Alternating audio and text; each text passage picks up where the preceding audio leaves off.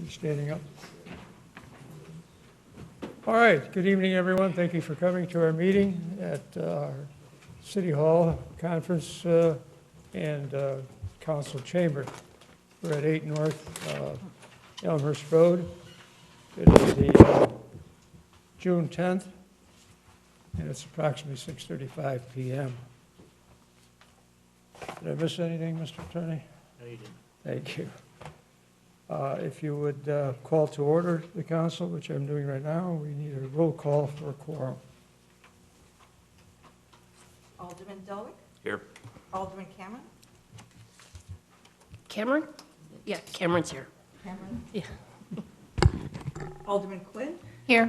Alderman Ludvigson? Here. Alderman Morgan Adams? Here. We have 5 aldermen, and they're all here. And I am Nicholas Helmer, the mayor of the city. Pledge of Allegiance led by audience member. Who's volunteering? It's you. Looking right at you.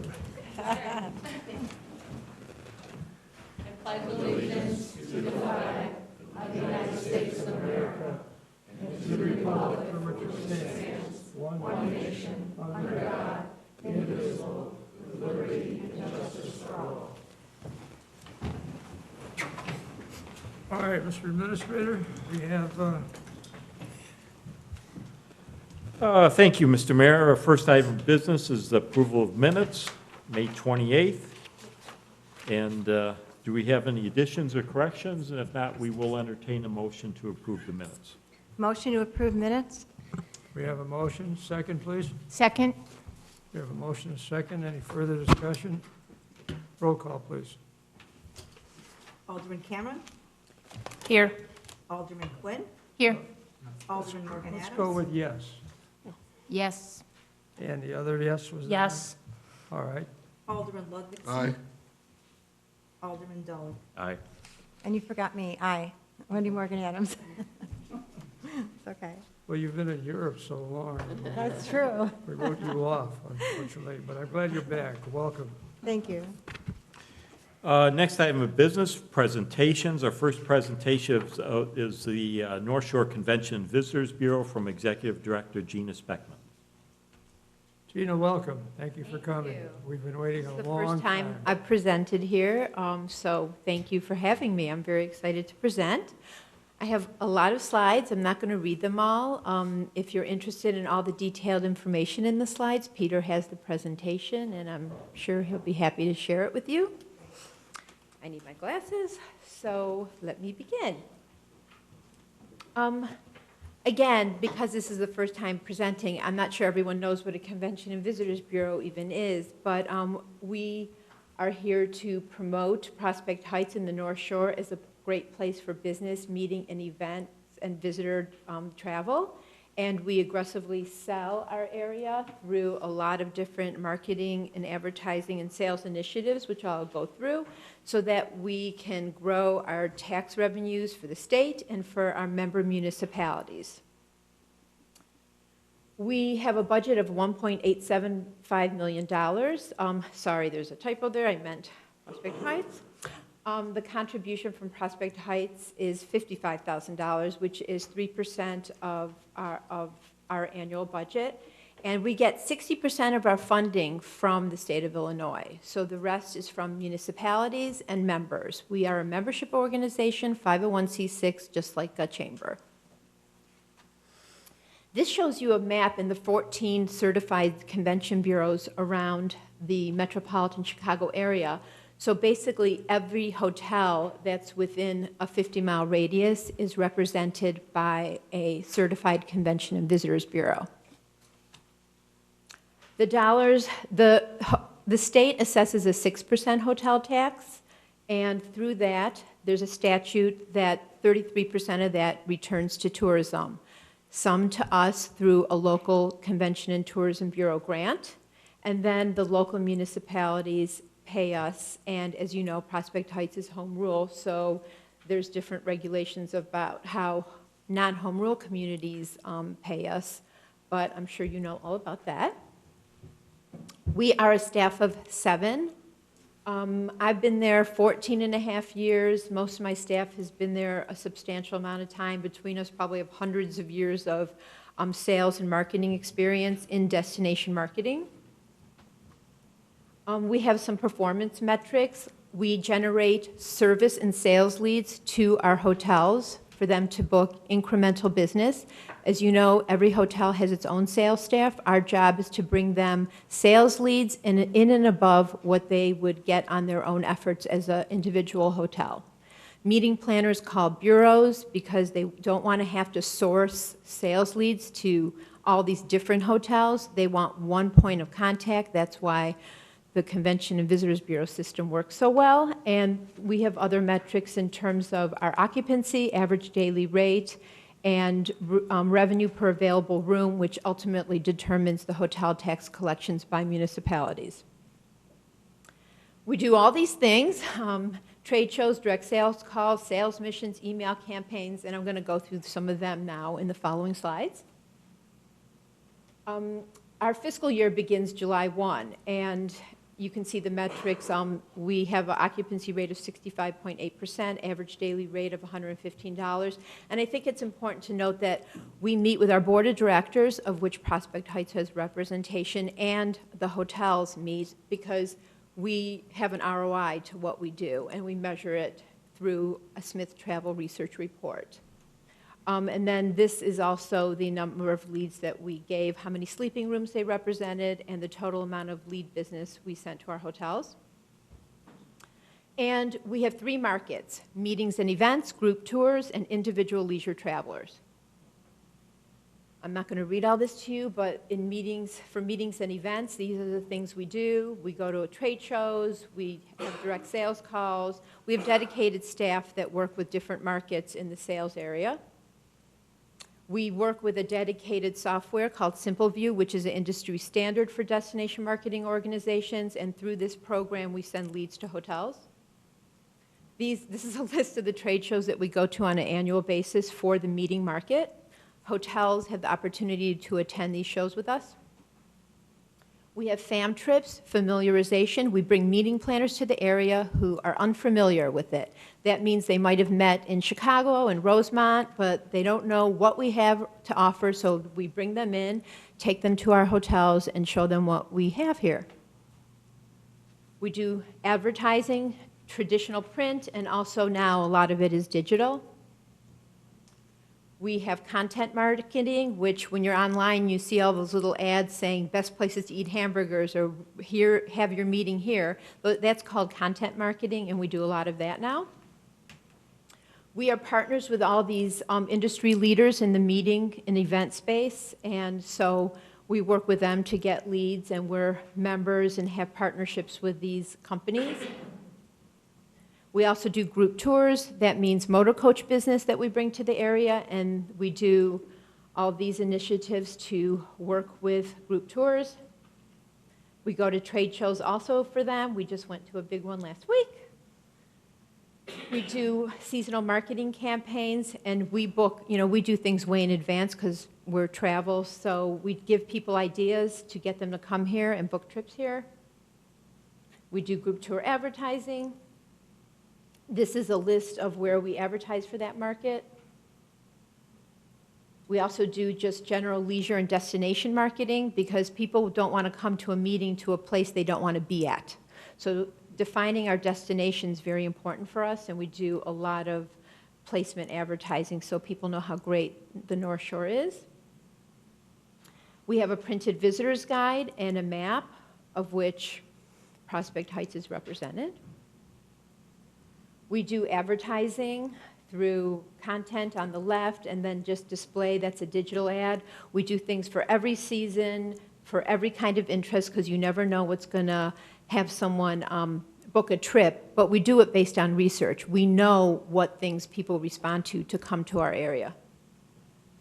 We are in our 11th year of a restaurant month that we do every February that's very popular.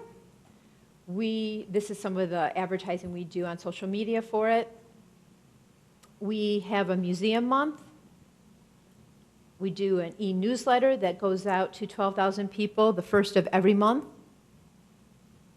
We have a website. We're in the process of redesigning it. It'll be redesigned October of 2019, but we have over 30,000 unique visitors a month. We have blogs. We have hundreds of blogs over various topics that are the basis of our content marketing campaigns. We have Visit Widget. It's an application where someone can say that I'm staying at the Hilton here in Prospect Heights and what's around me. And they can pick whether it's an attraction or a restaurant. So a lot of times when you're from out of town, you only know names of cities. You don't know where they are in relation to where you're flying into, where you're driving into, where Chicago is. This helps them locate what they want to do via a map app. We're very big in social media. We post in social media, and we do a lot of paid advertising through social media. We reach 170,000 people a week through our social media feeds. We do advertising in social media, not just posting. This is a fam trip that we also do for the group tour market. We have educational seminars. Most of the time they're free. This is one that we're doing on Google Analytics that's free for our members on July 17th. We have monthly networking events. They're free to attend, and we rotate among our 8 member communities. We do photography, so everything's visual these days, especially with digital and mobile. So a lot of it is really having amazing first-class photography, so we do photo shoots all the time. And we do traditional public relations. We have about 300 inquiries a year, and we pitch articles, and we work with all different kinds of media to get the word out about us, and a lot of it is fulfilling requests for articles. And that's a quick overview.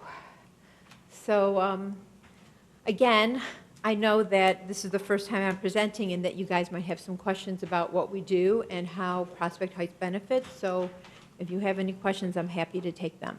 Terry, one quick one. How many placements have you made in Prospect Heights in the last 3 months? For Prospect Heights as a city or for your members? Well, as a city, to the Hilton, to the Crown Plaza, to anybody.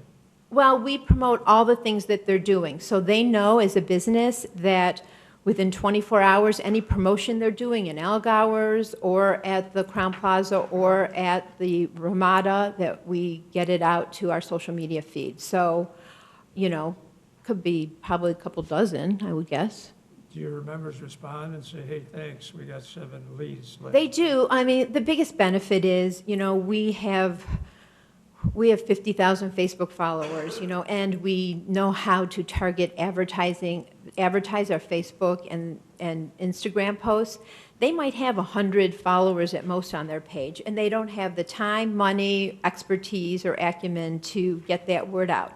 They feel they have the good knowledge of getting it to us, and we have a guarantee to get it out within 24 hours. So that is a great benefit to the businesses.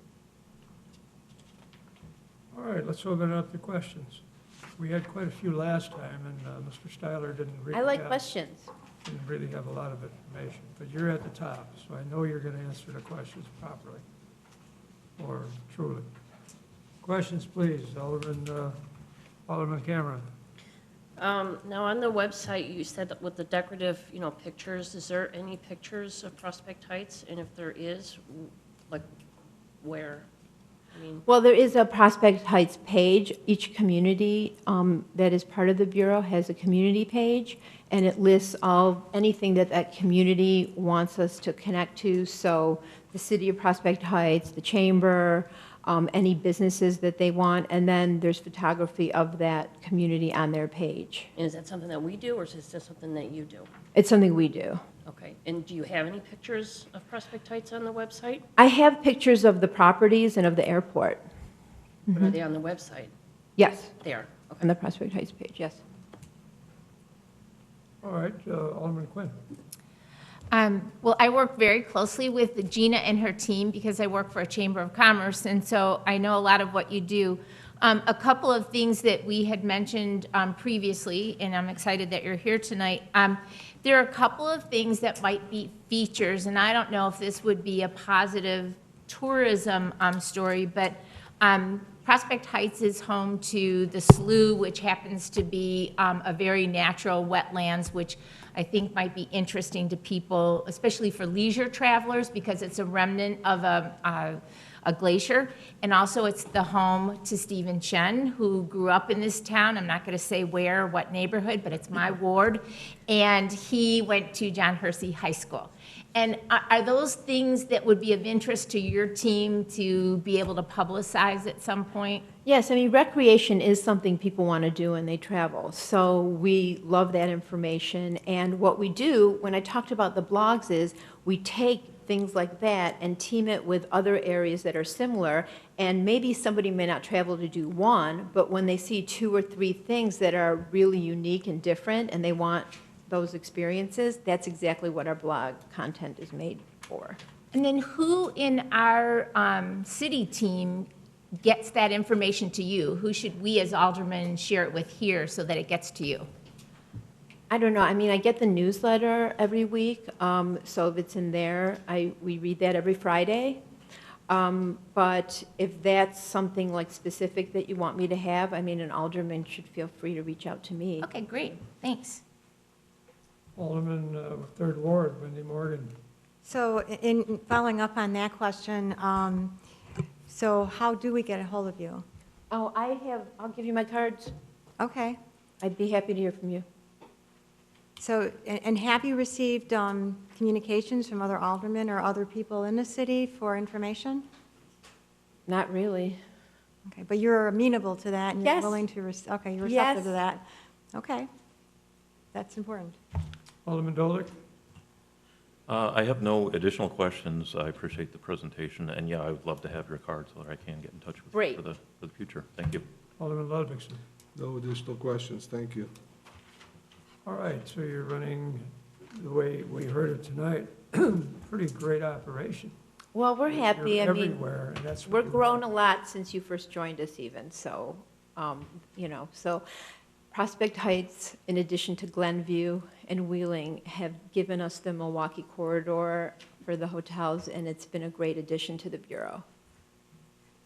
Is our $55,000 a fixed amount, or can it increase? It can increase up to 3% a year, and the Finance Committee recommends that, and then the board votes on it. All right, gentlemen of the jury here, Alderman Joe?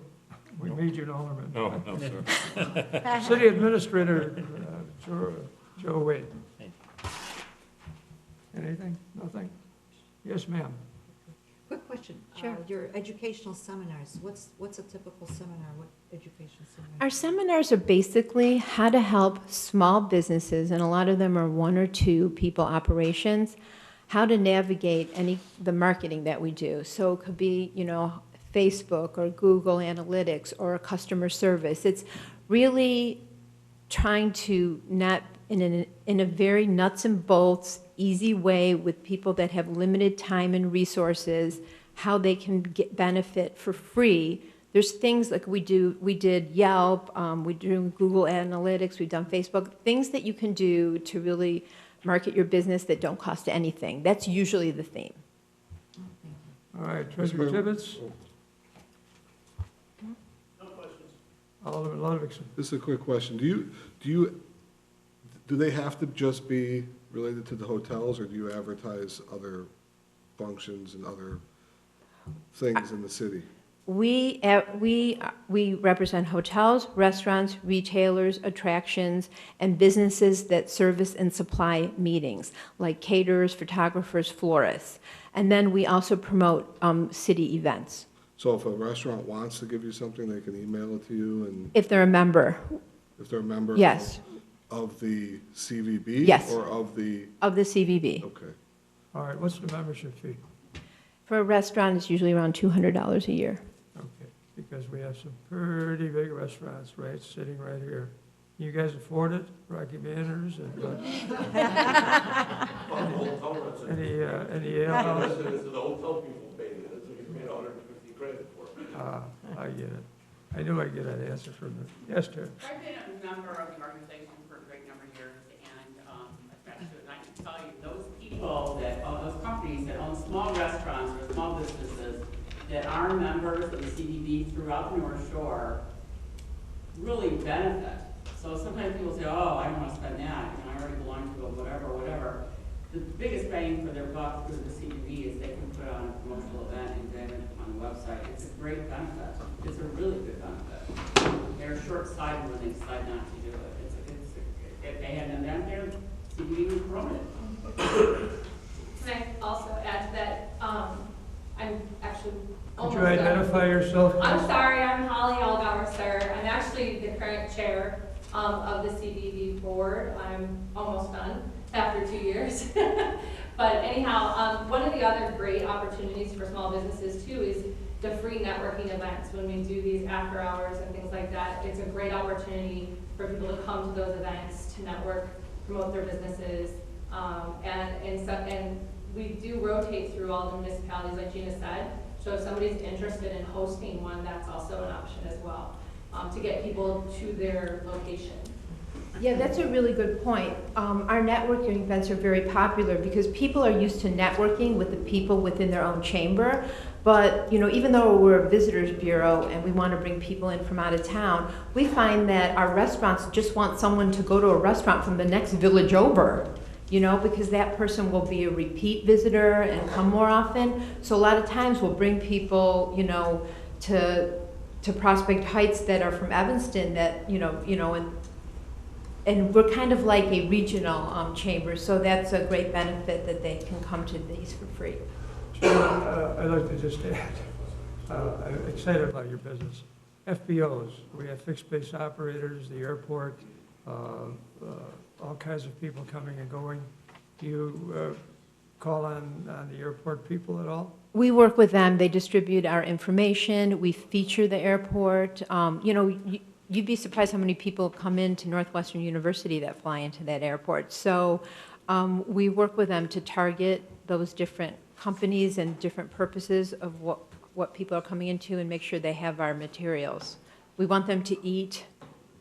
We want them to eat while they're here and see everything they can and know that the cities that the airport is in is their number one destination. We had a question from the audience. I gotta tell you something, 27, 28. Could you identify My name yourself? is Jim please? Sellis, from Rocky Vanders and Union Ale House. 27, the reason why I bring this up, I see this here, I go on my phone, I don't see one business from Prospect Heights that's on your site, other than Allgauer's Hotel. There's no other hotel on the site, I just Googled it. Crown Plaza, the Ramada.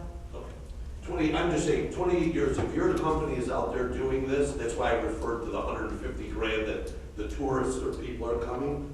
It's not being, we never knew about it. And for $200 is nothing to get the business. But I just, while you brought this all up, I pulled it up on my phone, and there's not one restaurant, one liquor store, one gas station, one flower shop. Oh, no, we're not a chamber. We don't do gas stations, we don't do Just liquor business, stores. just business in general. I'm saying, my brother and I have been in business in town since 1991. We have 2 establishments.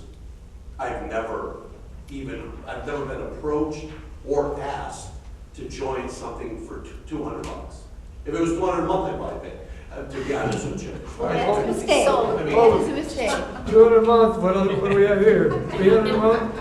I'm just saying, if there was a way, if there's something that you guys do, I don't know if you get all the information from the alderman of businesses that are in town. One place on Milwaukee Avenue. No, right if it's a here, restaurant, we definitely would like to work with you. Right on your strip, Uh-huh. that you're proud to have, been there 27 years. First time I've ever heard it. Well, we haven't been around for 27 years, but we'd love to have you. I get you. All I right, just want to be known that. Yeah.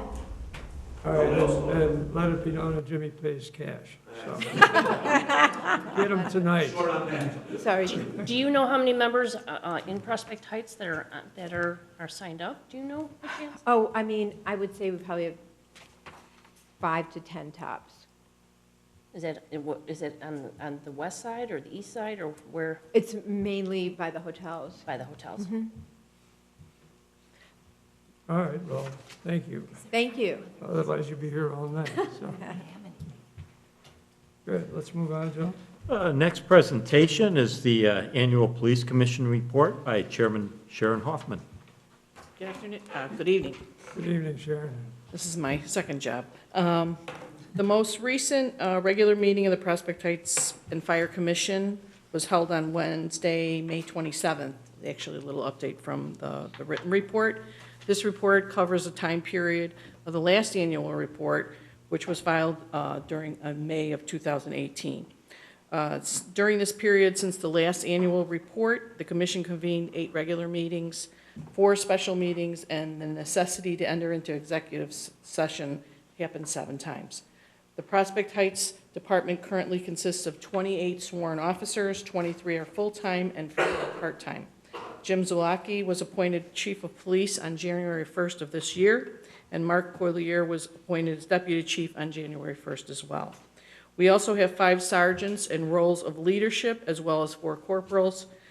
Bill Campanero was promoted to sergeant in July of this year, and Jesus Duran was promoted to sergeant in January. This past year, the department has had 3 retirements: Chief Al Steffens, Sergeant Jerry Calganese, 28 years of service, and Corporal Bill Surth of 25 years. Currently working with several different services are Deputy Chief Mark Poirier with the MCATS Officer Involved Death Unit, Corporal Mark Buffont with NIPAS Entry Team, Officer Keith O'Connor with NIPAS Mobile Fields Force, Officer Mike Smith, MCATS Accident Reconstruction Team, Corporal Kevin Lang with MCATS Forensic Team, and Officer Milo Durham is serving with DEA, and Officer Alan Thibault, along with Bain, serves as our K-5 unit. So as you can see, our officers and staff are very, very involved with what goes on in Prospect Heights. The chief has been very good at making sure people are cross-trained so that we have a very, very well trained department that can answer and respond to anything that's happening either in the city, and they participate in other departments and teams to help process things as they occur. Margie Bulger remains our record supervisor and oversees a staff of 2 full-time and 5 part-time personnel positions. In addition to her responsibilities in administration and records, the member of their staff ensure that the residents as well as visitors receive the assistance they need upon entering the police department building. We believe in making sure if a resident has a question or needs any kind of services, that we will make sure, if we don't know where the service is, we will find out to make sure that that resident gets what they need.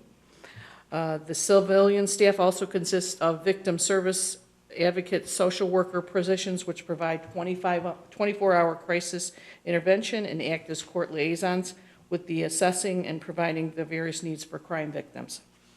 The department continues to operate their youth outreach program with volunteers from the ranks of officers and citizens volunteers that interact with the disadvantaged children from socioeconomically challenged areas of the city in an effort to reduce fear of police and promote goodwill. I mean, our officers working along with the staff, we have many programs that are going on in the summer, all kind of outreach, all kind of connecting the kids with the officers, so there's no fear, and when they're growing up, they know who they are, and we know who they are. Our Citizens Police Volunteer Program consists of 15 residents who performed 750 hours of service for the department this last year. I believe, Chief, we also have a committee, a police citizens academy going on right now? Yeah, we had graduation last Monday. And how many did we graduate? I think we had 12, which one of them was sitting right over here to my right, about 4 people down. I have my badge, too. Okay, She's going to enter our grad program next. there you go. No, it was last Monday night, we graduated 12 of them. I think a lot of them are going to stay on and enter our volunteer program. All right. So we'll get additional. Which again, only makes the city stronger. It unites the police with the public, and we're all out there.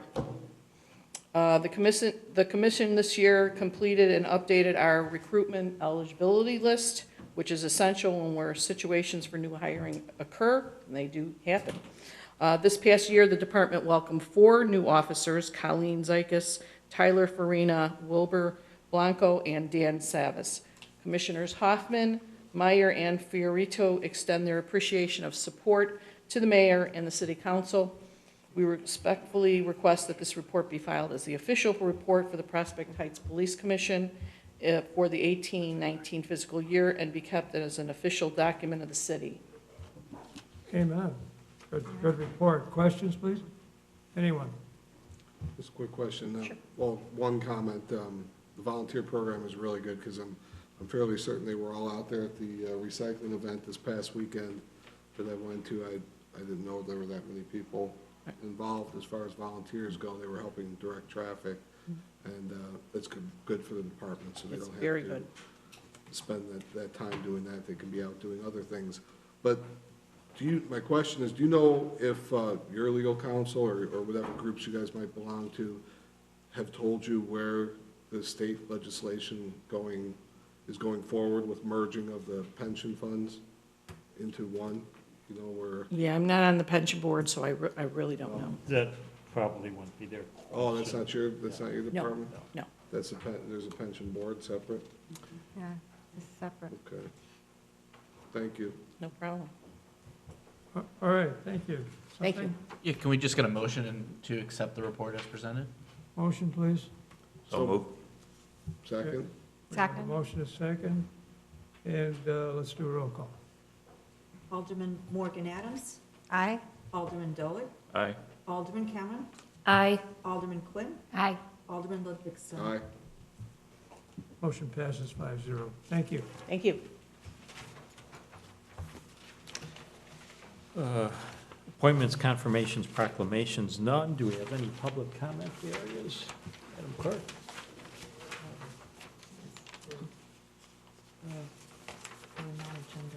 Okay. We have Jim Salas from Rocky Vanders for your official public comment. I was gonna wait and hear first what we were talking about with the liquor. Are we doing something with the liquor tonight? Supposed Are to we be gonna have a discussion agenda about item. it?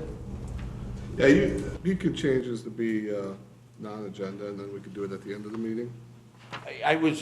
Jim Sellis here, thank you for your time. My brother George and I are here. I just saw the agenda, something in regards to liquor licenses and where the city wants to go with them, or what the discussion, the workshop's gonna be. I wasn't sure if there was gonna be a discussion or something. I was gonna ask, I was gonna listen first if there was a discussion and approach you with any questions that I have. At this point, I'm just concerned that I want to make sure that my brother and I play a role in this workshop. We've put our life and soul here. We've been here since we've been adults. Since we've been 21 years old, we've been working here in town. I just want to make sure that we know what's going on. And if there is going to be a discussion, I'll gladly stay as long as possible to hear it. If there's going to be a future date or something, or a workshop time that's not, to the public or this or that, I don't see anybody else here today representing, is that, okay, one young lady here, I don't know her, I'm sorry. It's okay, I'm with Hilton and Algar. Young lady from Hilton and Algar's. I don't see anybody else here that I know. So I just want to make sure, if there's something that's going to be talked about today, I would like to be here and be part of it. My brother and I have been vested for a long time, and we just want to make sure that we know what's going on. And if there's another date that's going to workshop private, we're more than willing to be there to participate as much as possible. That's all I have Well, at this point. Excuse me. This is the first time we're entertaining to move ahead with a discussion on liquor licenses in general, and maybe other things related to that. Okay. So there won't be any decisions tonight, if that's your question. Or not necessarily decisions, if there's anything for any input, or, bring a third party in and looking at it in a different light.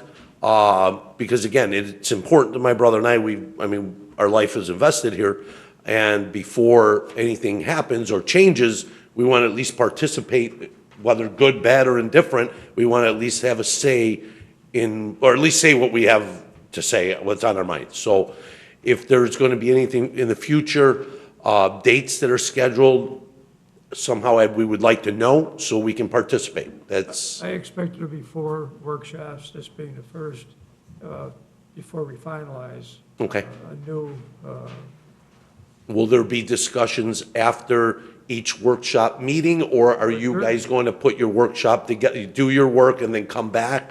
Or, no, it'll be an open session. We'll talk in open session. and that, one of those sessions will be tonight? We will start the discussion tonight. Okay, great, then we'll stick around. Thank you for your time. Bill? Okay, it brings us to 8, staff elected officials and commission reports. So let's start going down the road. Michael? Michael Ducharme, Director of Finance. I have no report this evening. All right, just bring it on now, please. Mark Roscoe, Director of Public Works. Keep it short. Summer's here. Our crew's been very active, working all over town. You've seen them out doing sign work, sewer work, stormwater work, and plenty of building maintenance work. Quick little thing, Community Day we had a Saturday and a week and a half ago, June 1st. It started out as a rainy day. It ended up turning really nice. We had a great turnout. And I just wanted to say that there was plenty of kids that came out. For us on the public works side, they got to climb on the big trucks and the equipment, pretending they were driving them around.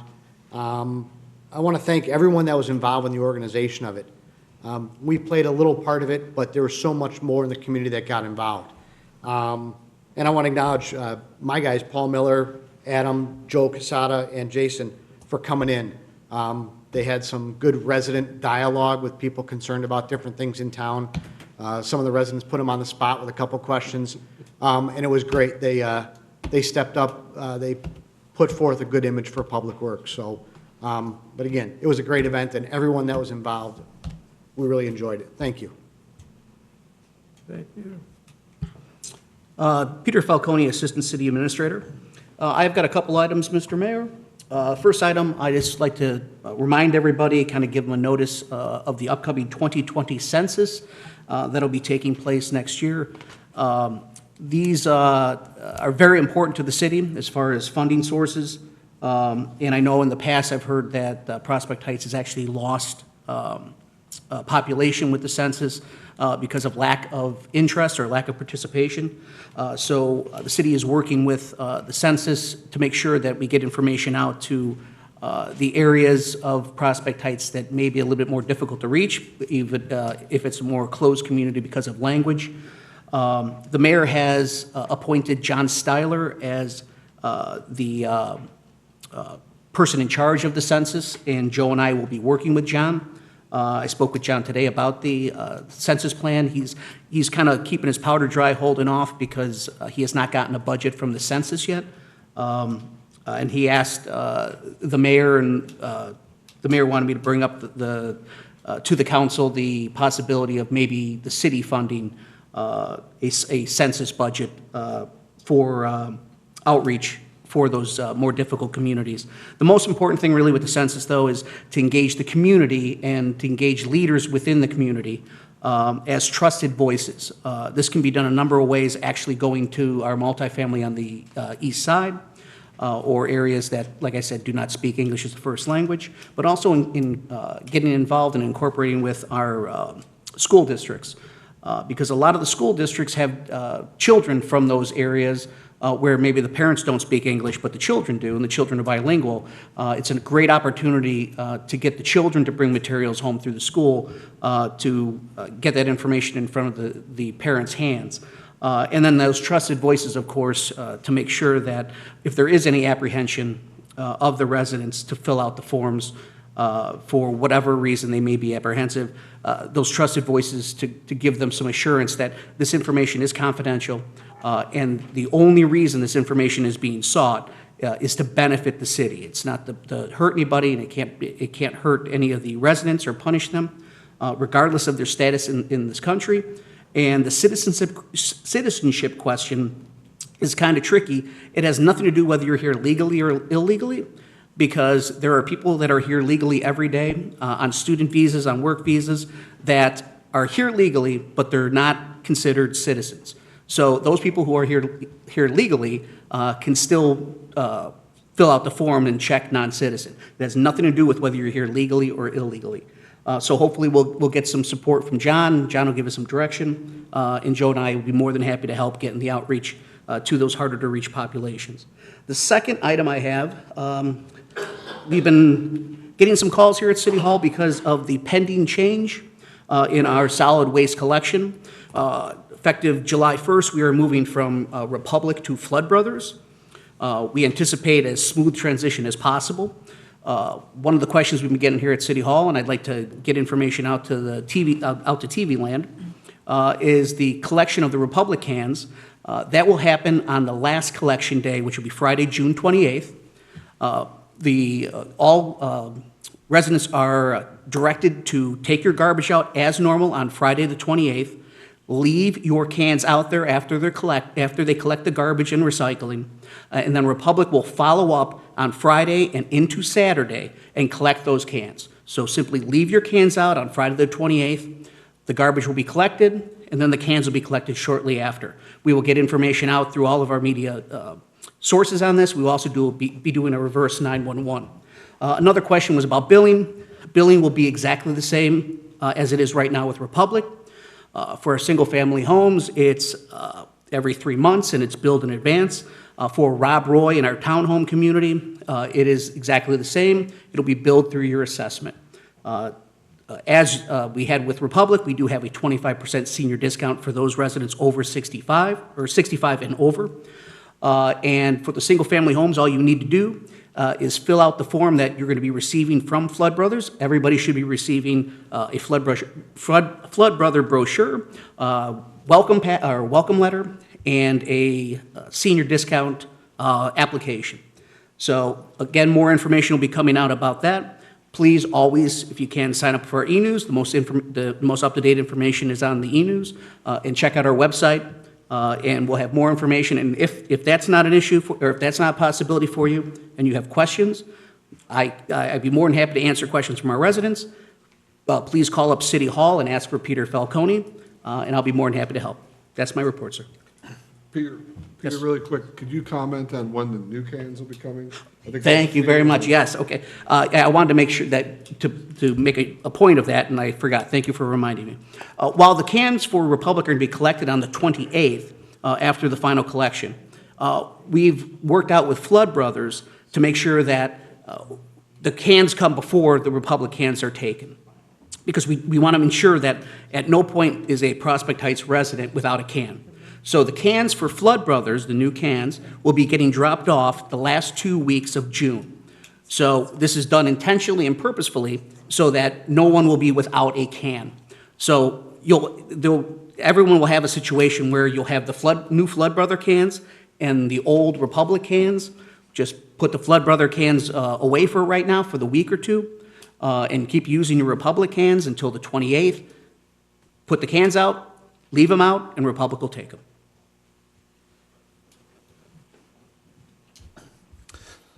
Thank you. Dan Peterson, Director of Building and Development. I've got a couple of items tonight. Number one, I know it hasn't been reported recently, but Plaza Drive is finally going to be moving forward. We got all 8 owners in agreement on the donation agreements to transfer the land to the city. We've assigned engineering to develop their design specs and go out to prepare a bid packet, and hopefully we will have everything issued, the bids accepted, and issued in September with an October reconstruction of Plaza Drive. So I'm happy to announce that. So as we go forward, we'll keep you apprised, but good to know that it's getting done this construction season. Secondly, at River Trails Condo, we met with the HOA and the general contractors, Building 13, which is the building that was able to remain standing. They're targeting move-ins for those 23 families beginning just after the 4th of July. And then the progress on the other buildings are moving forward with still targeting the Christmas season for initial occupancies, and then phased as the 3 buildings come online. So that's moving forward. And finally tonight, I wanted just to introduce a young man who will be with the city for the next 3 weeks. George Johnson, he's going to be a junior at Hersey.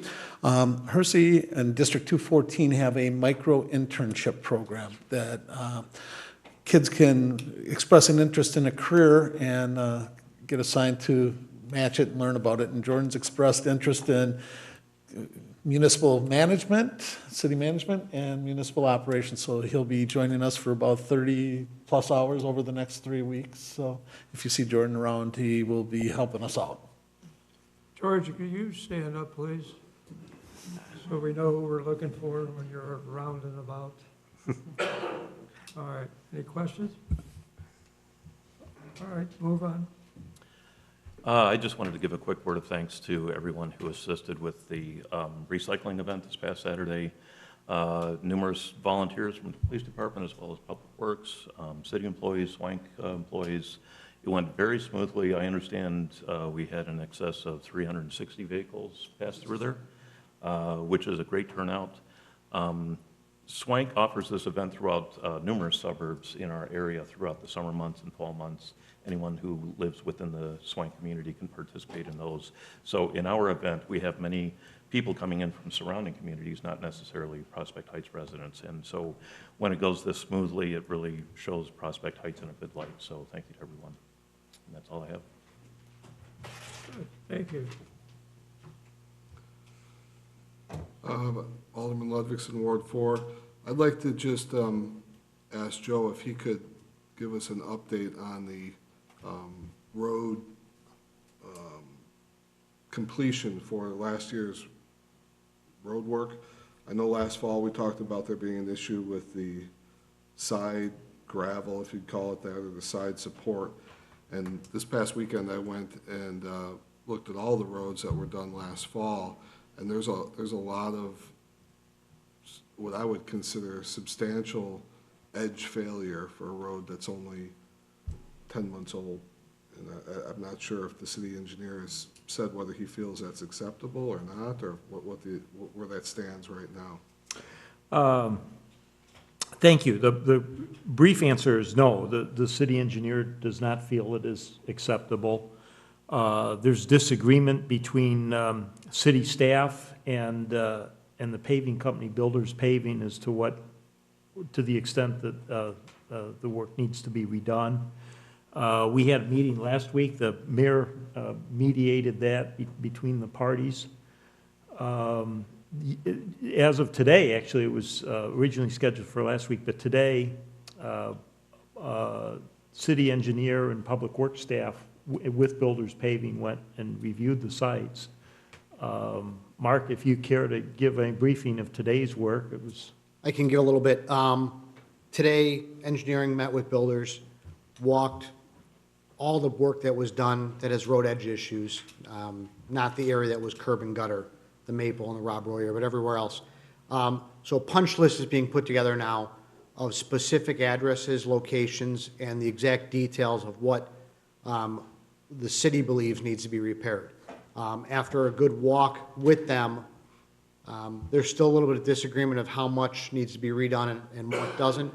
So everything now, the next step is putting it all down on paper and getting agreement from both sides that this is the list we're going to go off of. So we're moving forward, but it's the next step of getting it all documented as these are the addresses and this is what needs to be done. So I can't give you an exact amount, whether it was we had talked, whether it was a 10 or a 15 or a 50% redoing of the road shoulder, but there'll be, according to the punch list that's being put together this afternoon and the next couple days for us to all agree on. So it's moving forward. Is that both the shoulder work, the stone work, and some failure that's happened? Yes, it is. Okay.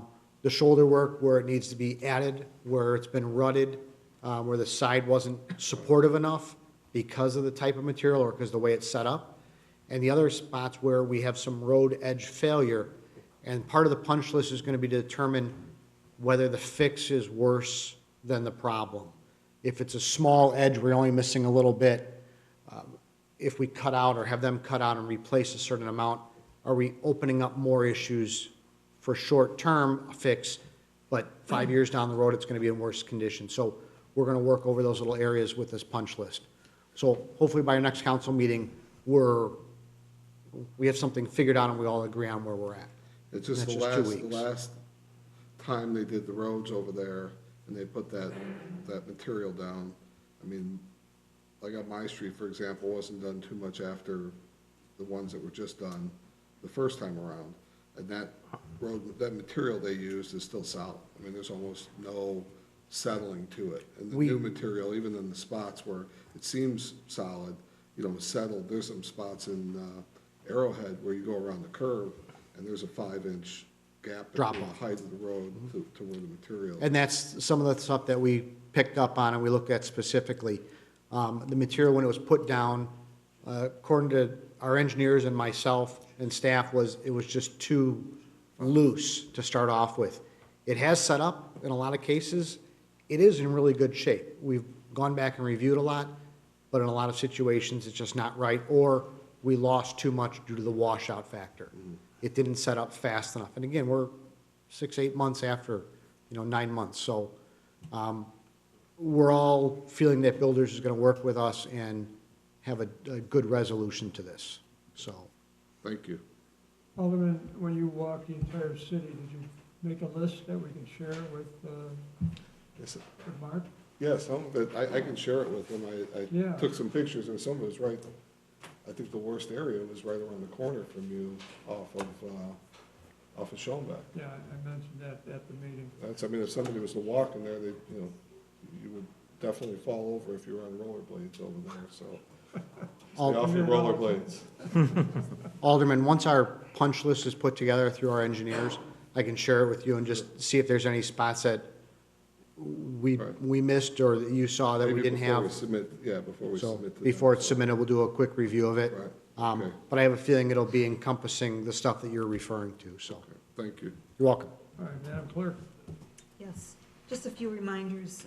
As Gina just walked out, I did want to remind her to give them business cards, but I think she took it. I have. Okay, great, thank you. And please remind your neighbors about the transition to Flood Brothers as you're taking out your garbage. You never know who might miss what or what dates, so everyone present, please do that little job. And then in July, the Chicago Executive Airport has its 5K run and the Rock the Runway, so mark that on your calendars as well. That's all I have, thank you. Well, for those of the people that don't know, last year we had 20,000 people with 3 bands. Very popular. And a lot of hot dogs. We had trucks, food trucks. We have that every year, and that is really an exciting event. Joe? And at that, I'm going to put in a plug for our local event, the one that the city of Prospect Heights sponsors. Our partner, co-partner is the Prospect Heights Park District. But coming up Saturday, June 22nd, always one of the nicest evenings of the year, the Prospect Heights Block Party at Lions Park, and that's from 2 p.m. to 11:30 p.m. And then also we have Connor Commercial groundbreaking ceremony for their industrial building at Piper Lane. That will be Thursday, July 18th at 11:30 a.m. And that's all. I mentioned last time that I'd like to start a program, Coffee with the Mayor. It's coming down to doing it by award, and that would mean that if I meet once a month, every 5th month, or let's say every 6th month, will be the second visit. So I think it'd be fun to do, and I think hopefully people will participate. If they don't, well, they'll boot me out and we'll move on in life. So I'm looking forward to that. Who's next? Hi, Mayor. Thank you. I'm Karen Schulteis, Deputy Clerk. And the only event I would like to say is the third in the series of the events, which is the 4th of July Parade. So information's already been sent out. We have our route. It's always on that day, 4th of July. It starts at St. Alphonsus Church, and the route will be published, and we end up at Hebron Presbyterian Church, and then there's a luncheon that's sponsored by that church, as well as some other activities. So I've sent everything out, and I hope we get, whoever is interested in participating as a group, individual, float, you can contact me, and we'll make sure you get in the parade. All right, and we're putting that in the e-news every day, every week rather. Is that right, Peter? That is correct, sir. Yeah, good. The more we have, the more fun it will be. And who do we have next? Yes, Wendy Morgan Adams. I have a question to the mayor. So this, the mayor and aldermen with the public events, when you say once a month, so how are you going to start it? Which ward goes first, and how are we doing this? Well, the easiest is 1, 2, 3, 4, 5 to start with. To me, it is anyway. And it's just a matter of sitting down, mostly informally, and answer any questions people might have. And where are we going to have this event? Well, we'll find a place in each ward. Okay. And some are easy. They have their own clubhouse, for example, at Rob Roy. Morava is available for maybe wards 3 and 4. We'll do some publicity on it. It'll be another few weeks, but we'll get it started. Okay. All right? All right, good. And then I've received numerous emails regarding, I know we were all talking about the road repairs and maintenance, but specifically the emails that I received had to do with the Palatine Road curbs and construction and repairs. Joe, can you enlighten us on that? As to what's the status on that, or is that the same status as everything else that's going on? I'm sorry. The Palatine Palatine Road. construction? And the other That's an shoulders? IDOT project. I'll see if I can get some information on that. Okay. So- So I received numerous emails. Oh, about correct, that. absolutely, yeah. Yeah. Hey, Joe? They had asked us for permission to work at night, and that was granted by the council. Yeah. Right, I remember that. I could give you a little update on that if you'd like, or you want to come back to it later? No, we'll do it now. Sure. IDOT is working on Palatine Road express lanes. It's the first stage is replacing damaged curb and gutter along the run. It's very difficult for motorists. We've received many phone calls due to the hazards, the potholes, the work zone, the merging of traffic, the unmerging, the people at risk.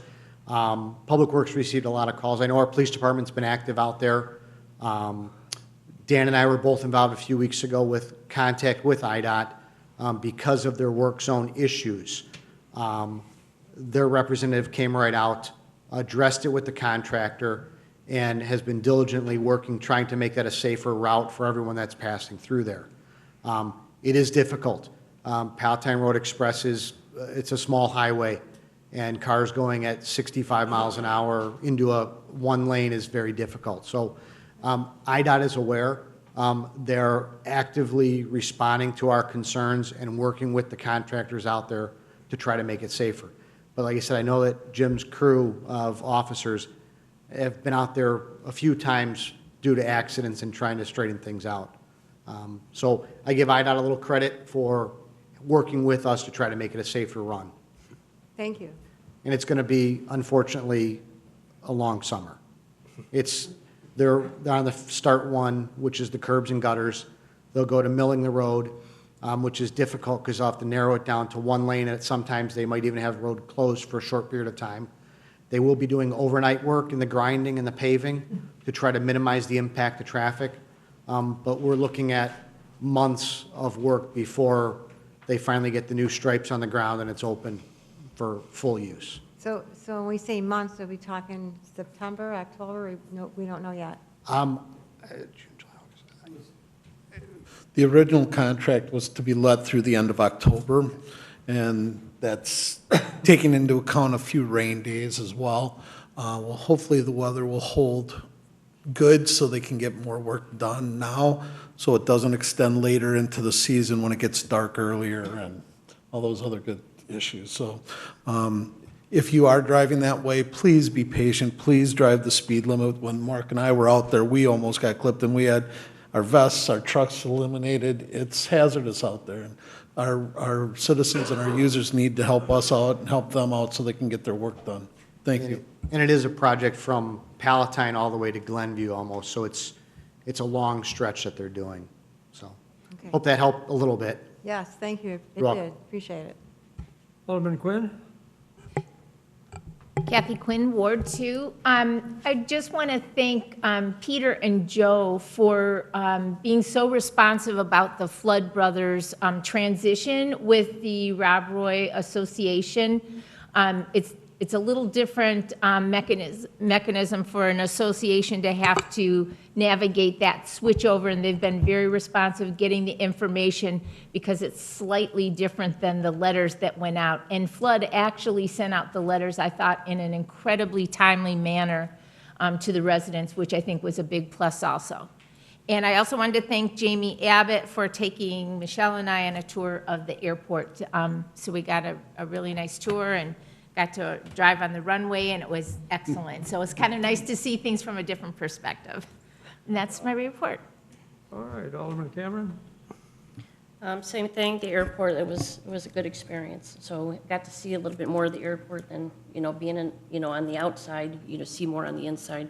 Then also a couple weeks ago, Chief took me on, around the town, and I learned more about Prospect Heights that I didn't even know was in Prospect Heights. So, but that was fun in the police department. So I had a good time there. So, and then with the thing with the coffee, if you want to start with Ward 1, just let me know. Maybe we can go to Rockies if they're willing to take us.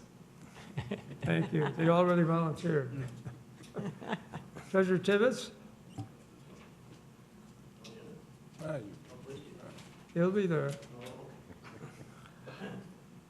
Well, first of all, I'd like to say I'm really, really glad that you're going to give the Coffee with the Mayor a try, because that's something that I've been mentioning every 2 years or so from this time that I was first elected, and I think it's a really good thing to get going. It might not be tremendously attended right off the bat, but like anything, it takes time for it to develop, and if we give it enough publicity, maybe we can attract a few people to come and actually have a conversation rather than just, one direction, well, this direction, all that stuff, having an actual dialogue with people. But besides that, I would like to talk about the Flood Brothers taking over the solid waste. I think their mailing was excellent. It was really, really great. I think they covered everything really well. But I do think that could be some confusion amongst the residents that don't understand the concept that if they get a new garbage can, they shouldn't use it right away. They should make sure that they have the Republic Services garbage cans collected before they start using the new ones. And I can't stress that enough. I just hope people won't be confused, and then that can be a real stumbling block. Question for Peter, though. I think, and my guess is that the first billing from Flood Brothers will come in July, like it will be on the same schedule of every quarter like the Republic Service? Correct. For single-family homes, it's exactly the same as Republic. It's actually for all of the single-family, townhome, or multifamily. You get billed, unlike our sanitary sewer, which gets billed in arrears each quarter, you get it bills forward a quarter. So correct. You'll get. I anticipate you getting your bill right around July 1st as Flood Brothers starts servicing everybody. Mm. Okay, and another question is, and I remember when we did the ARC contract way back when, there was a lot of discussion about what color the cans would be. I know, I'm just saying, do you know what color the cans are going to be? I do not have, well, I have a picture of a can that I'm sure I can dig up, and I will get that in the e-news so everyone can see it. I have heard one person who actually it was interesting because she was full-blown Irish. She was unhappy with the colors of the Flood Brothers I'm telling you, it's well, that was the trucks. point of discussion. And maybe It let's really is. just, this may be a tempest in a teapot, but the cans are actually owned by Flood Brothers. And so for people to think that there could be color preferences, it's just not realistic. No, I did not mean to imply that. Well, do you know what they are? I will get a picture in the next e-news on Friday. Okay. They're very nice. Okay. I'm sure they are. And they're 17 I'm to just 25% cheaper. Yes. That's right. They will be newer, and yes, they are. I don't know what color 25% reduction in rate is, but that's what they're going to be. We'll send that to our accounting department to figure out. Okay, so besides that, I also want to commend Karen and Patrick for coming up with an idea for the Community Day of developing the Play Passport. I don't think everybody really realized that the city was doing this, but, other than the kids, but they would come over and fill out their name and address and stuff on a play passport, and then Patrick would take their picture and go and print it, and then bring it back and apply it to the passport, and then they'd run around to all the various entities and get stamps on their passport, so they were official. So I thought that was a great idea, and the kids had a good time doing that. All of our 100 passports we had, and they all went, so. Yeah, that's one to do next year. I think that would be, it's a great idea. And then another thing I wanted to mention is that obviously, and this you probably all know, there's been a couple of issues having to do with city water in the last week or so come up. And without going into the details, I just think, as I've always said, city water is one of those elephants in the room that just won't go away. And it's something that I think we need to discuss as a council. I don't think that trying to pass that off onto any other individual or group is something that the council can actually think is appropriate to do at this stage of the game. And I just think that because it's so important, and it's not just potable water, it's fire protection, it's economic development, it's at risk, really. And so I think that's something that should finally come up for workshop discussion. And that's Thank you. Thank you. Chief Zalaki? Chief Jim Zalaki, a lot of my things have already been said, has been passed around. We said the Citizen Academy, we had graduation last Monday. The Community Day was a great turnout. I want to thank Tim Hetzner. Always brings, we ask for his comfort dogs. He brings 2 dogs out. They're well-trained dogs, and everyone loves, especially the kids, love to pet the comfort dog. So Tim's always good about sending them out when we request them, so thanks, Tim. And then this Friday, we have our first youth outreach program. It's Citizen Government Day, where the kids will get on their bikes, make their way over here. We go through police station, fire department. They usually cook hot dogs for them. They come over to City Hall, just learn about some government, and then they make their way back over by Harper College, and then finish up back at home. So it's a full day where the officers will be out riding the bikes with them this side of town and then back to the east side. And that's all I have. All right, thank you. The next issue is the consent agenda. There being none, Joe, you want to proceed to old business, new business? Which brings us to new business. Item 11A is a resolution, an agreement to sell 11 East Camp McDonald Road property. That's the city property. That's the parking lot across from the police station. And what's the price? 175? Mayor, Yeah. So this is under the Illinois statutes, we can designate property surplus. And that's what this resolution does. The city is designating this property surplus. We did receive an appraisal for the property. It appraised at $210,000. And the city can accept offers at 80% of the appraisal rate or higher. It can't be below 80%. This isn't a vote on any contract for the sale yet. This is just the city stating that it is designating this property surplus and that letting people know what the appraised value is. And a vote on a contract for sale, if there is one, will be at another meeting. All right. Next item, Joe, we talked about removing, which I asked you to do, item B. So could we get a vote on that resolution, Mayor? Sure. I vote yes. Okay. I'd entertain a motion approving Resolution R-1915. Roll call, please. So moved. Oh, so moved. Second. Alderman Ludwigson. Aye. Alderman Morgan Adams. Aye. Alderman Quinn. Aye. Alderman Cameron. Aye. Alderman Dillon. Aye. 5 ayes means 5-0 approved. I have a Oh, what happened? question. Did we get you down there? Yes, but I had a question. Can I ask a question about the contract? It's, so there's no contract yet. So if you have Okay, so a- the date is, okay. Yes, we Thank can you. talk later. Okay. Okay.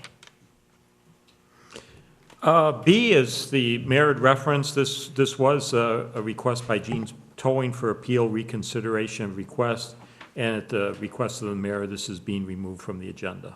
Yeah, the issue comes down to, we've got, the contract is now in force, expiring, and we probably will go out for RFP, and that's a good time for people to bid on the contract.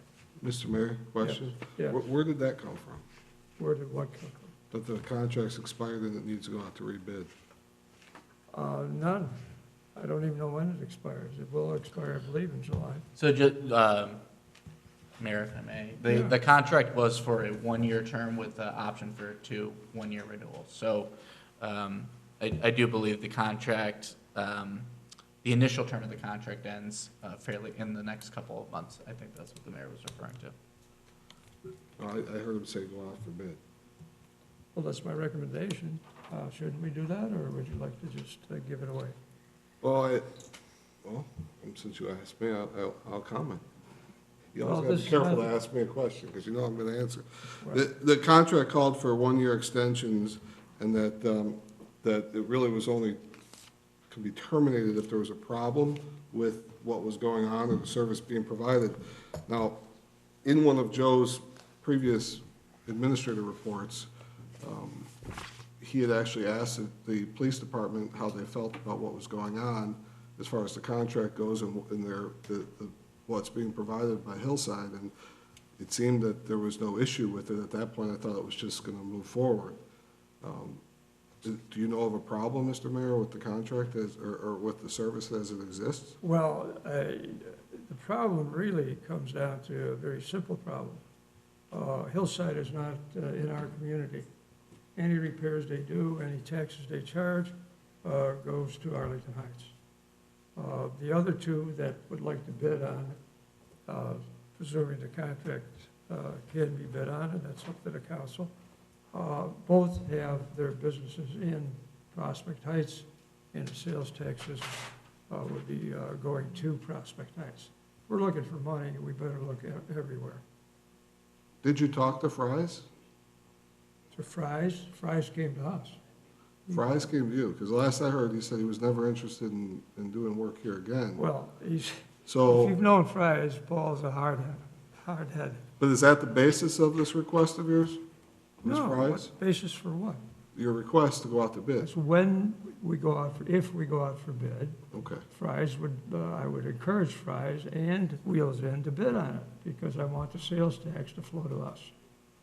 Now, I saw a report of hundreds of thousands of dollars of sales tax. I don't know, and maybe the city attorney can help us, when a car is repaired and parts are bought, aren't those parts, the sales tax paid at the point of purchase, or are they passed on? Is that a pass-through to the end user? I can't, I'm not sure at this point. So Like- are you asking if for repairs, if they're bought by a Right. repair facility outside of the city, or even inside the city, but if the city's paying? Right, if you're getting a car repaired in Prospect Heights, they're not exempt. I wouldn't think repair shops are tax exempt and only charge tax. Not parts. They're not resellers of parts. Right. No. Right. So there's no sales tax as far as I would know. Maybe we can get that clarified. But again, in order for. I believe they would pay sales They would? tax on the parts. The people having the repair work would pay the tax as part of their repair bill. Okay, because I mean, hundreds of thousands of dollars in I sales would- tax would be, I doubt we're talking hundreds of thousands of well, that's dollars. the number being published, or. Okay, not sales tax. Okay. I believe the report has a calculation of the lost sales tax. The what? The administrator's report has a calculation of the lost sales tax that I don't believe it's hundreds of thousands of dollars. May I ask a question? Just to Yes, ma'am. to clarify. So is it my understanding that we had a bid process to get a towing company, and this Hillside Towing Company won the bid with 2 years first right of refusal for additional, and now we are going back on our word that we want to change it up? I don't understand if we gave them the contract with 2 years that they could you know, have that project again, why would we put it out to bid now? We have 2 more years, Well, I'm correct? sure the attorney can address that, but the contract can be canceled for no reason at all. Yeah, the contract is, it's a 1-year term. It can be canceled or terminated with just notice. And there are 2 1-year options for renewal. So it's a 1-year term, initial term, with the option to renew 1 year and then a following year. But otherwise, you're correct, that there was a bid process, they were selected, and I think Joe's report has the information regarding their performance. Okay. Mr. Mayor, can I ask the attorney to maybe send us an email this week regarding the actual rescinding of the contract clause, or is there a notice required? Is there something that we have to do, or is it just simply an action by the city itself? Why don't we give you the contract? I'd rather have our attorney do it. I'm not an attorney, so. Sure you are. He wrote it, so I'm hoping he knows. I'd be happy to send you an email Okay. summary of what the contract says in terms of terms. Thanks. I was just wondering if I could say a word. I'm from Hillside Towing. We've been here the last meeting and this meeting for these items. Who are you? Colleen Bollock. And where do you live? I live in Arlington Heights. Thank you. Thank you. I just wanted to clarify a few things. There is no sales tax on towing, so the towing of the cars does not incur any sales tax revenue to the city. Right. The only time there would be sales tax revenue is if there was a repair to a vehicle.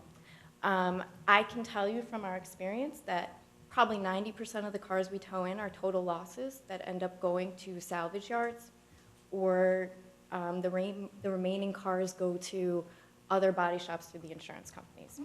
I'm not sure how much money Jeans is saying they've lost from repairs, but Prospect Heights only does about 200 tows a year. Prior to us being awarded the full contract, Jeans was only getting a share of those tows, so I'm not sure what the hundreds of thousands of dollars we're talking about. But I just wanted to make clear that Hillside is here. We're available to answer any questions that you have specifically regarding our performance or any issues that might come up. We're very happy to be back in the town of Prospect Heights or the city. So if you have any questions for us, we're here. All right, thank you. Thank you. Joe, where are we at? So you're looking for a motion to table this then? I don't think we want to table it, we just want to remove it. No, this was removed from the agenda by the mayor. So there's actually no action item. There's no resolution. It was a staff memo and request. So there's nothing to table, essentially. Will this be on the next agenda? Oh, it'll be action taken as the council directs when the contract is almost up, if not totally up.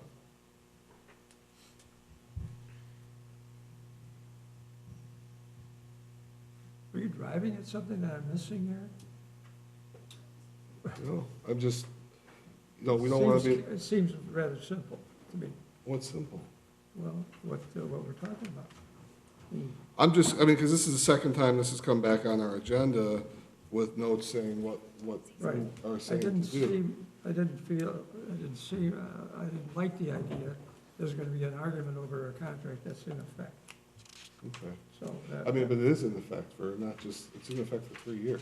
It's not in effect for 3 years, it can be canceled. I don't think it can be canceled. I'm pretty sure that any of our service contracts call for the ability to cancel a contract. Well, probably they do, but let me send you a But copy. never in 8 years, you've never come to us to take a contract away where there's been no issue. You come to me for a lot of things. You Not will get a that- copy of the contract. Then you can talk about it. Okay. Well, I saw it when we approved it last year.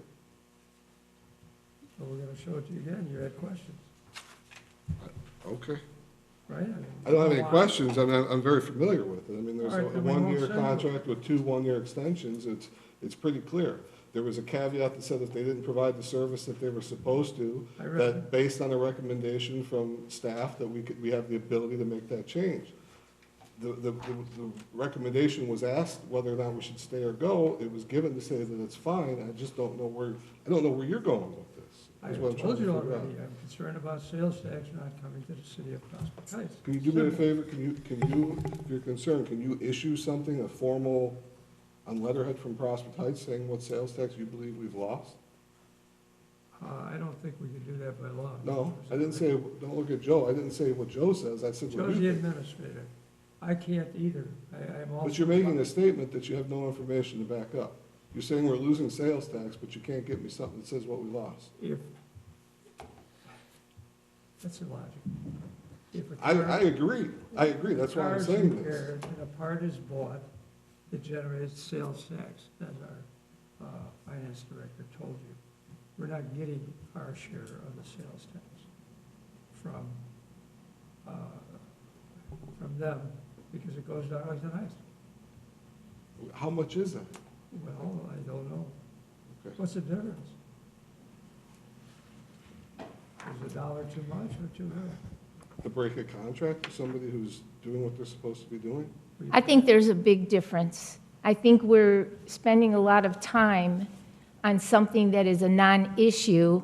If this organization is acting in good faith and the departments that are using them are satisfied with it, why are we trying to take a contract away, give it to somebody else without any documentation about dollars or reasons? I'm kind of curious about that.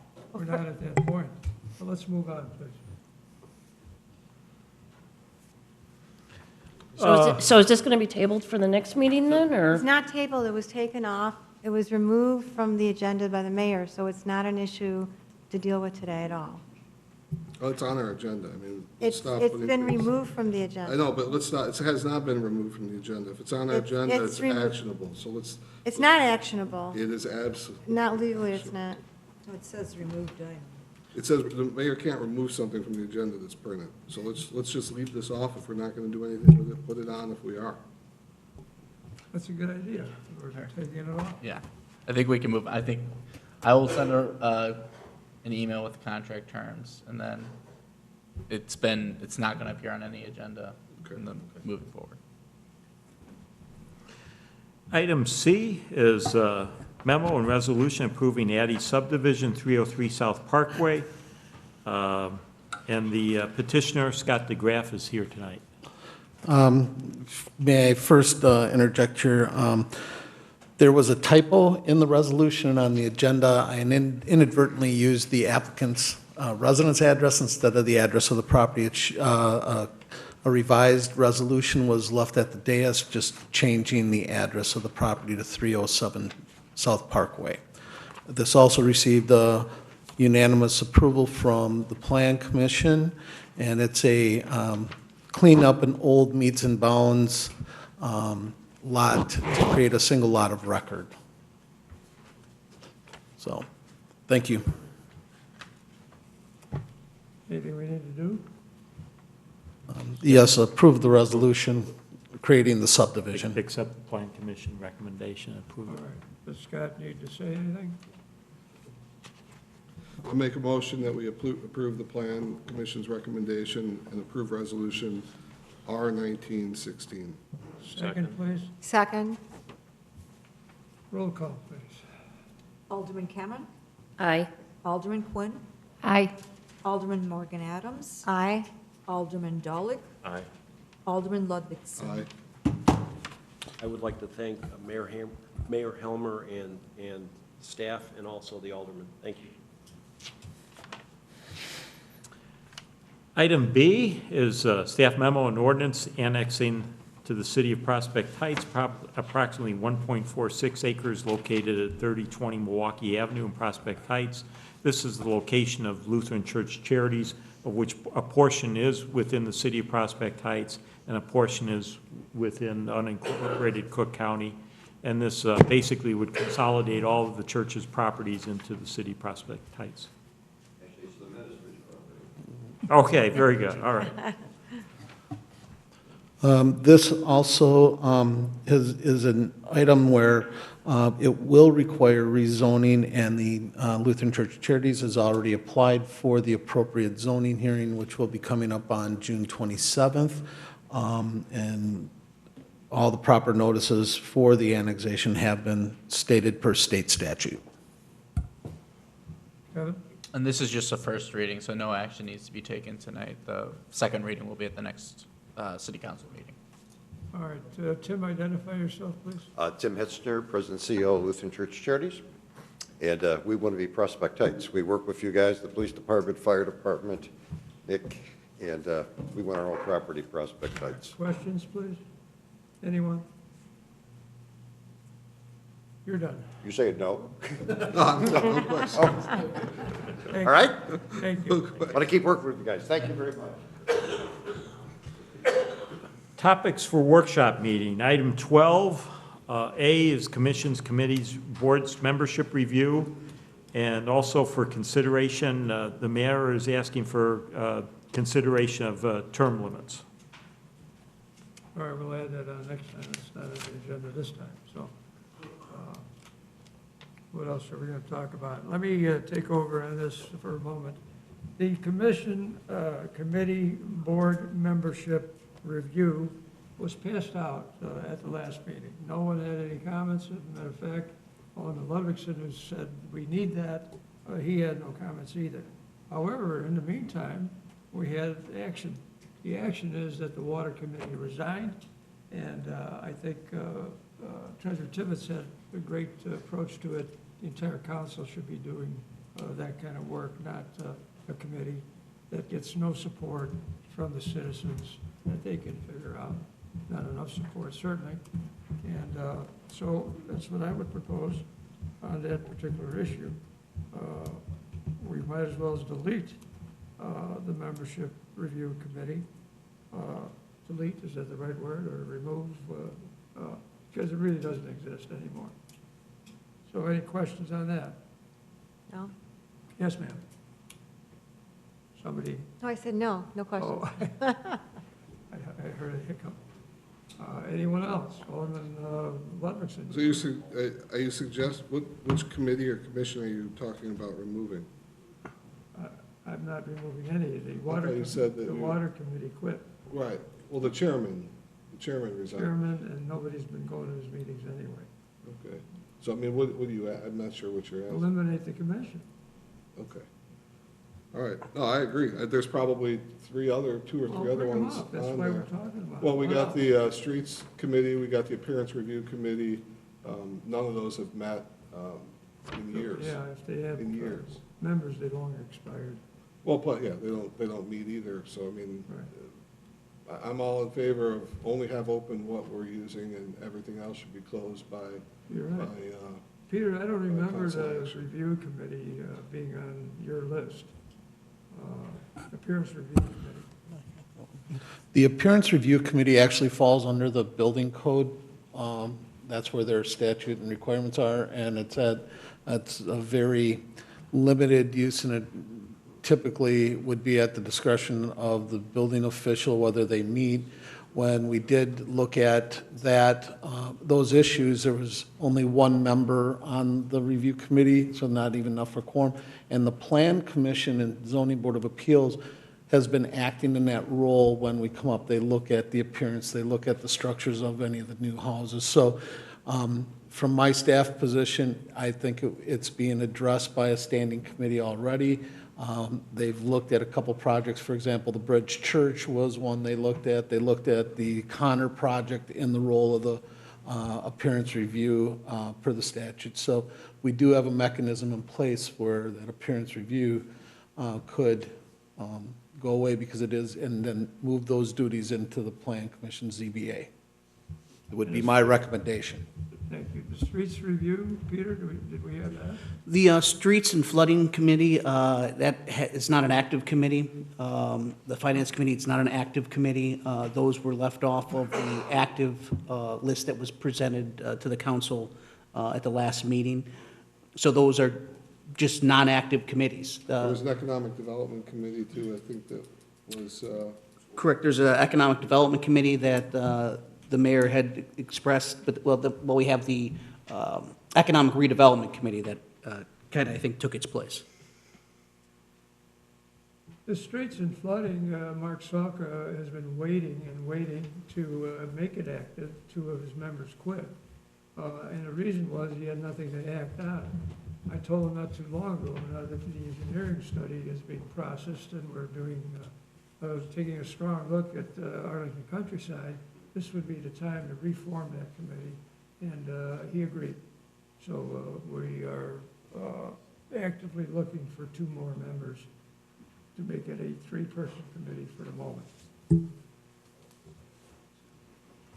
If that's our major thrust, to get flooding work started, or non-flooding work started, or no, actually flooding work started.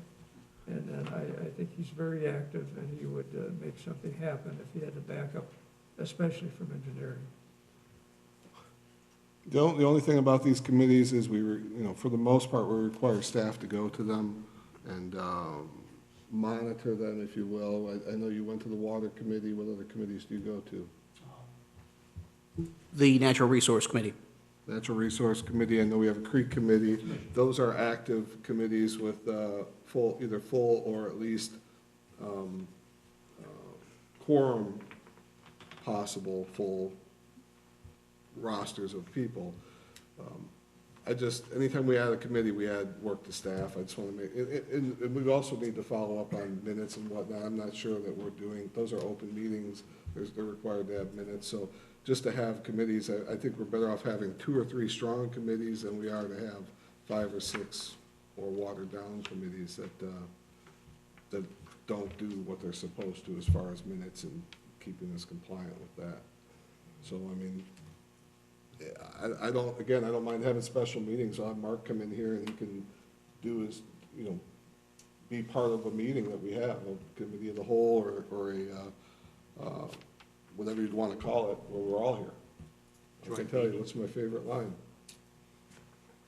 I'll stay here till midnight talking about city stuff, you know that. I was So waiting for I'm not unwilling to come here and meet. If Mark wants to come here and we have a whole meeting dedicated to just flooding versus trying to have a committee where, it's probably better we meet with him twice a year like that than try to see them meet every month and not do it. All right, why don't you send an email to me and we'll start that process.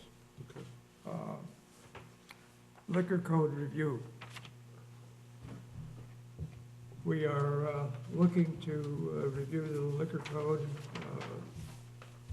Kind of beats me because it ain't broken, why are we trying to fix it?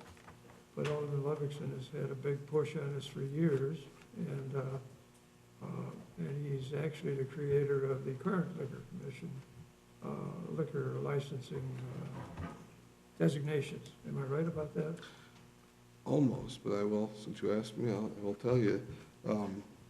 The last time we talked about the liquor code, we were holding up the Thornton's license because we didn't want a one-off, not to steal your term, but one-off a license just for one specific user. So at that point, we decided to combine the Speedway and, or combine a license that we then allowed Speedway to operate under, that Thornton's would be operating under, and then all agreed to come back and say, we need to look at this. So you asked me to, why don't I go around and look at all our businesses that have liquor license, which I did. Right. So what I noticed from that, I handed out to everybody, and you probably already have it anyway, Mr. Mayor, is the current liquor license holders that has all the classifications, the fees, and who holds them with their hours. I have 3 not big issues. I have 3 issues with our liquor code as it stands. The first one is the definition of a restaurant. We all know what a restaurant is. Jim could tell us what a restaurant is, and he would be correct, because he has one. In Illinois, you have to have a liquor license in order to have video gaming. Prospect Heights has kind of muddied those waters by saying that we allow these places that have come in to get these video gaming licenses and call them a restaurant, which they're called restaurants under our liquor code, under what classification they came in as, but they don't meet anywhere close to our definition of what the definition of a restaurant is. A restaurant is described exactly as what you would see with Union Ale House or Rocky Vander's. Those places are not even similar to that. So my first issue is we need to, if we don't like the definition, if you'd like to change it, then make the case to change it, that you don't need to have a restaurant or to have a liquor license. Or we as a council kind of make a statement that the definition is clear and that we go forward with that, and we let the people know who are operating as if they are a restaurant in order to have a liquor license that really aren't operating as a restaurant, that they need to comply. They need to spend what they need to do to own up on their restaurant skills, because right now they're not. And that's not fair to every other restaurant. So to me, it's a more fairness to everybody else who operates that way, and that's how they should be.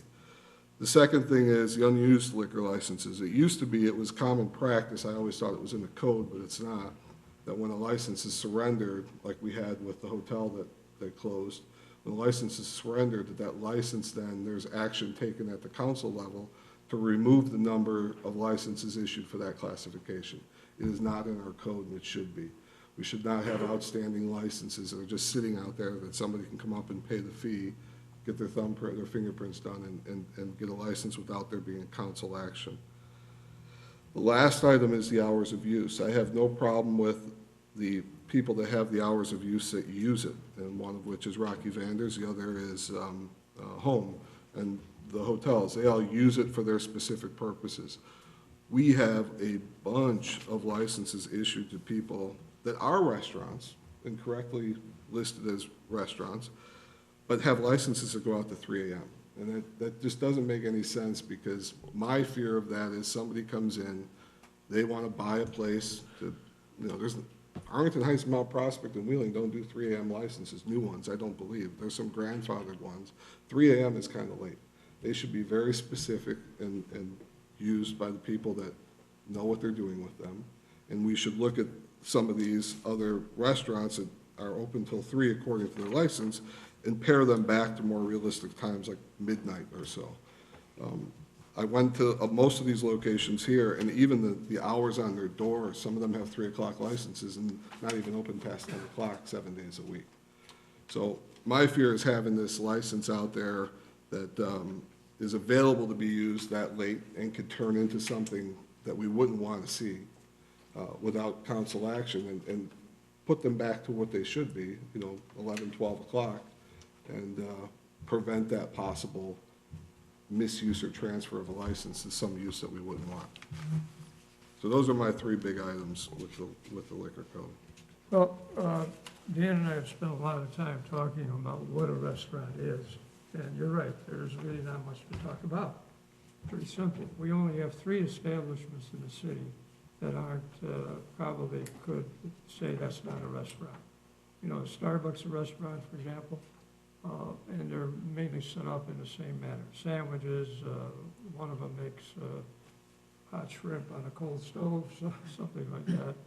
And they're probably not the traditional definition of a restaurant. I agree with that. We have not issued any more licenses like that, and we've had plenty of requests, as late as last week again, from other people. We're done with that. We talked about this at council. I said 3 is our maximum, and that's what we're going to hold to. Whether it's an ordinance or a resolution, I don't care what it is. We're not going to do it. And I've told people that. I said, you go put a hood in, you go put a stove in, you serve meals, and maybe you'll qualify to get a liquor license, which then qualifies you for slot machines, for example. So I think we've got a good hold on it. The people that you're talking about, I have no problem changing their hours. If they are only open till 10 o'clock, why would they have a 3 o'clock license? Well, I'll tell you why. It'll be easier to sell that place come time when they want to get out of business. Jim, why don't you address some of this? Because you and I have talked not quite about that issue, but what does it do? Your company has a 4 o'clock license, right? Yeah, one of our locations is 4 o'clock. Union has till 3 o'clock on Friday and Saturday nights. The 4 o'clock, if we want to talk about Rocky Vander's, is paramount to Rocky Vander surviving. We've been there a long time.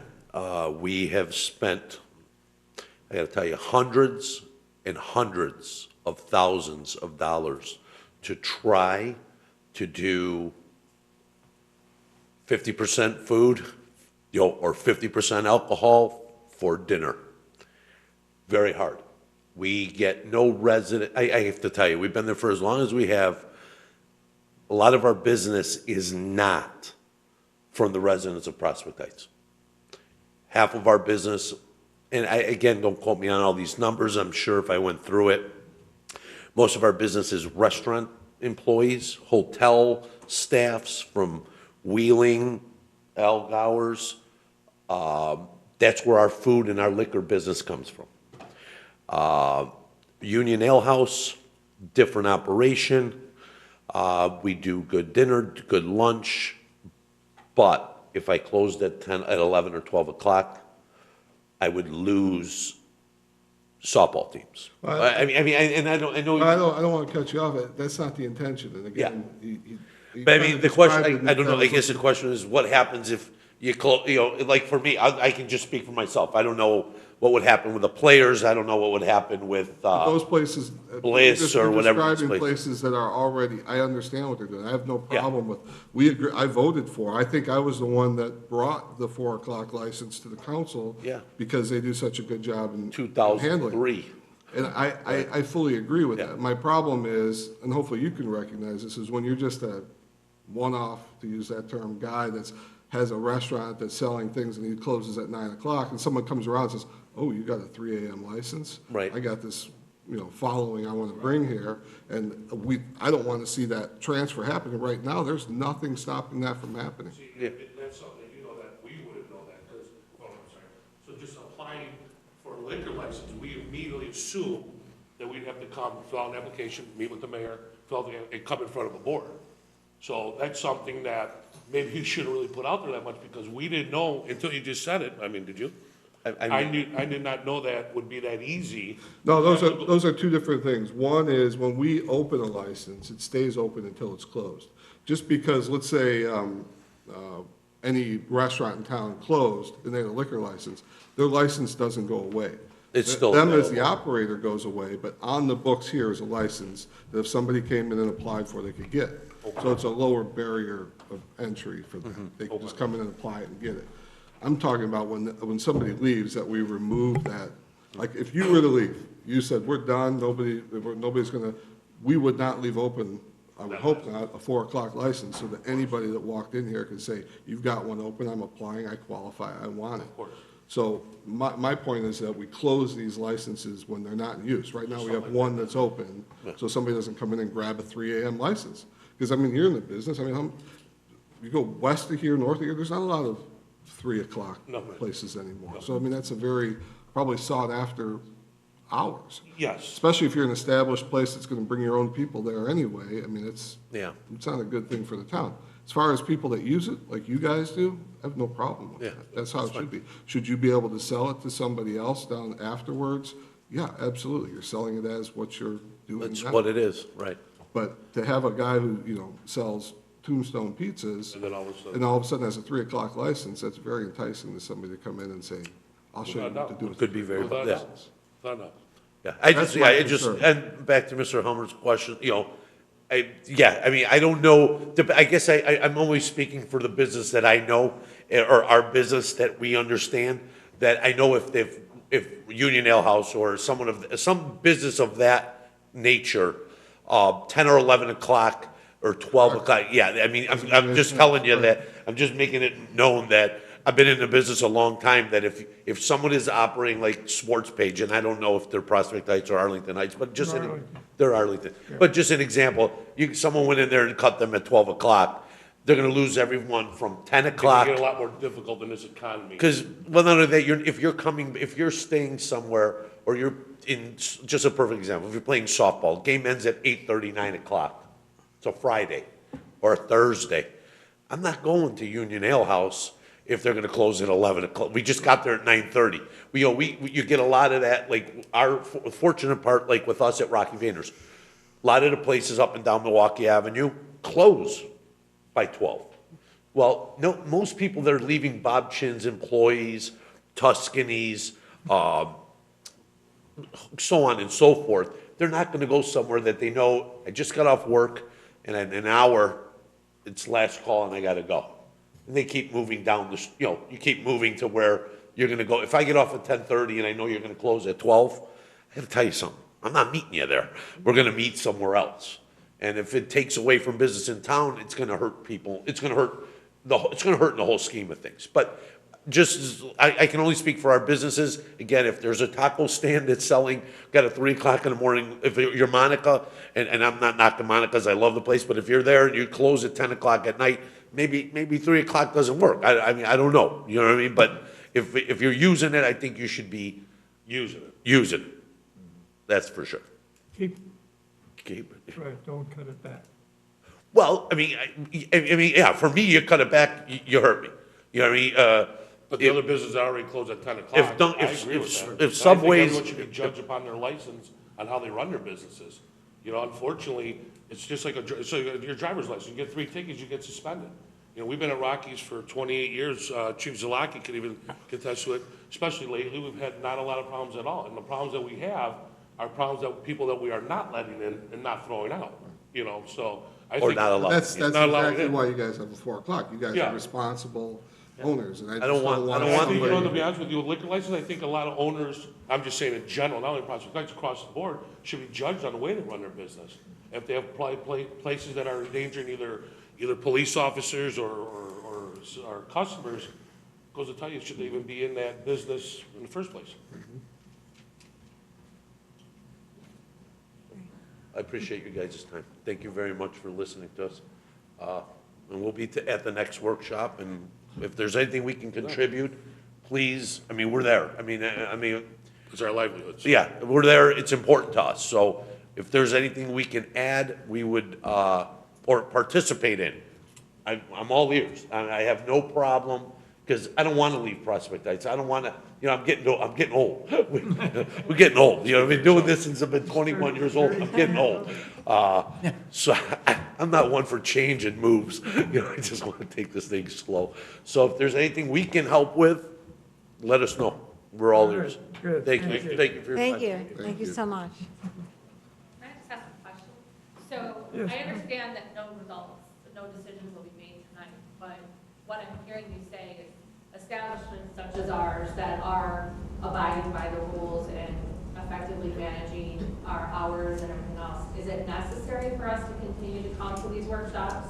I'm just, because I'm happy to be here if it needs to be, but it sounds to me like it's these other, like you said, one-off groups.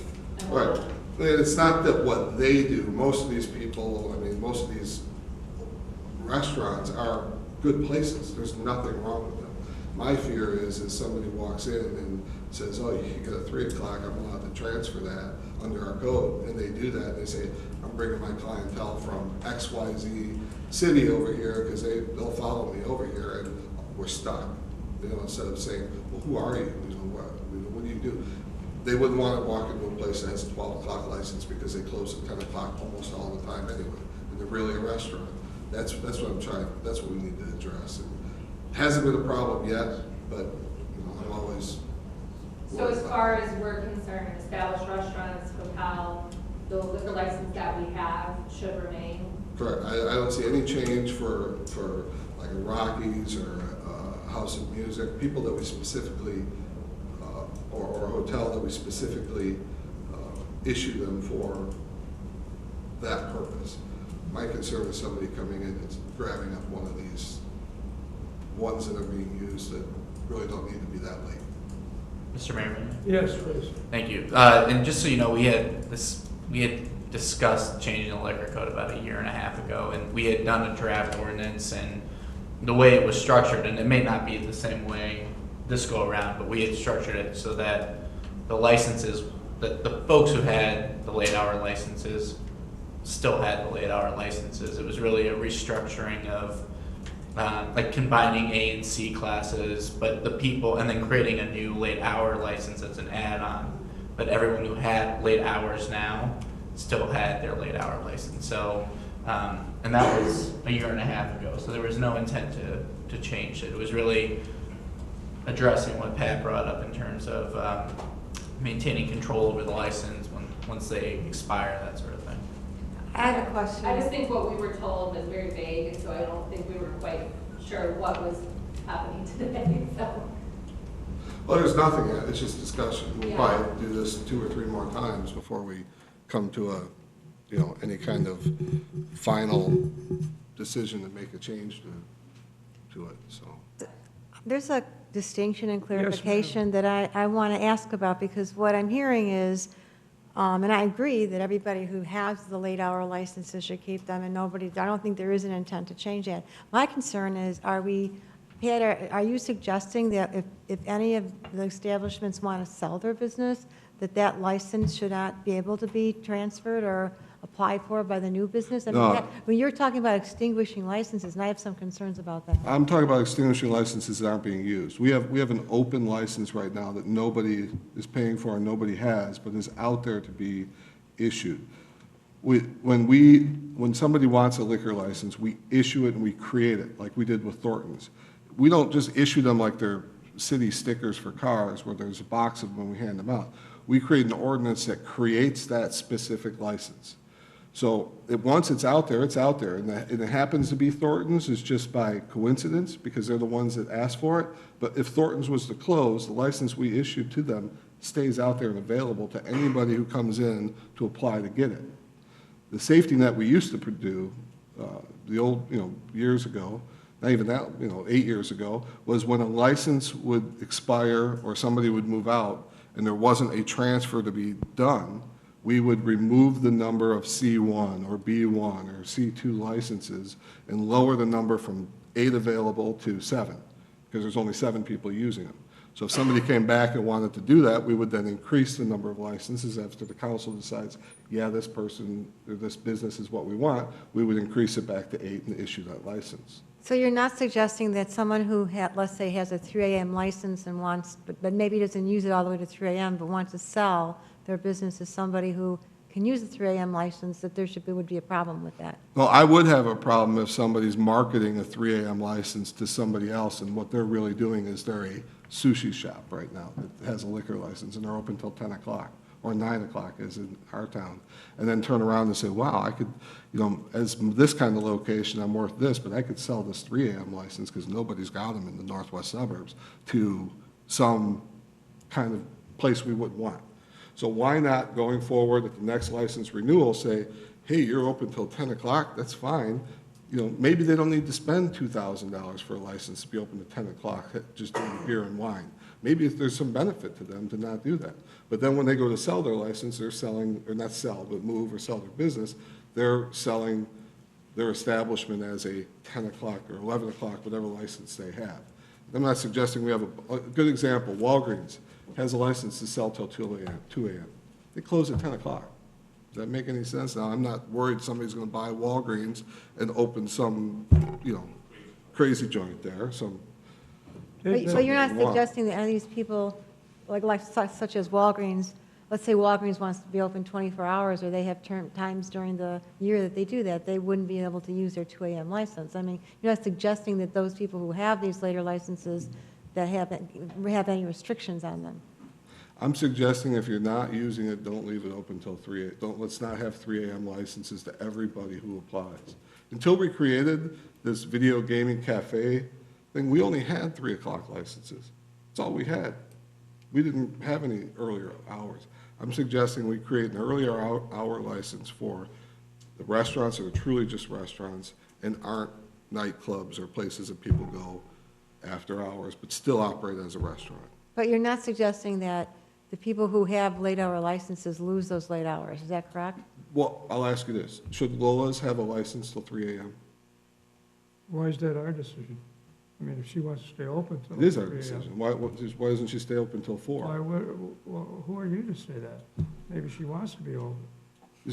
But then maybe she could apply for that. I mean, maybe we offer her the Right. ability to get a 10 o'clock or 12 Don't o'clock. single someone out because you think they're too small in this case, is what you're saying. It's nothing, Nick, you're conflating too small with type of business.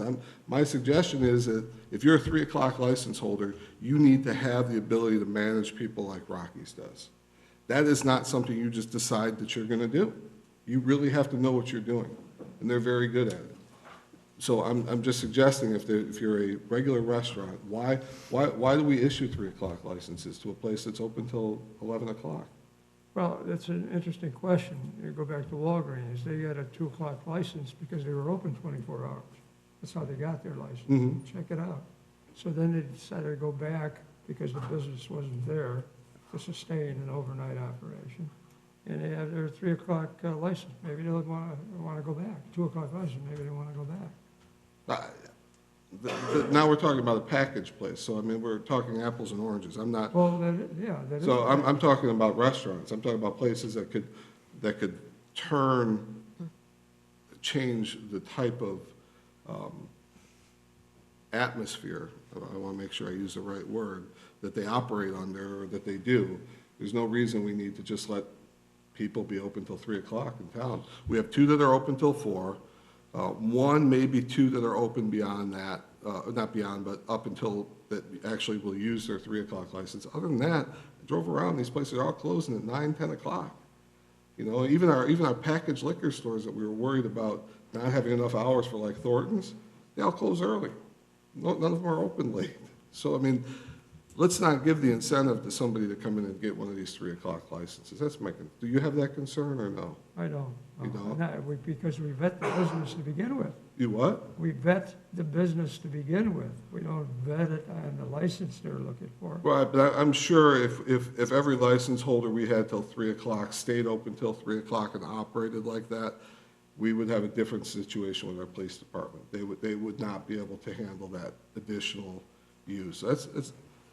It just doesn't make any sense. But we have there's no basis, I mean, what basis do you have to say that? I mean, we've not had that kind of trouble in our town, so. But we there are 3 only o'clock have a licenses. few places that actually use their license. Right, but there's been no problems, so there's no police issues. So you'd wait for the issue before you try to make sure? No, but I mean, if there's no basis for the issue, why, there's no basis to say that there will be an issue?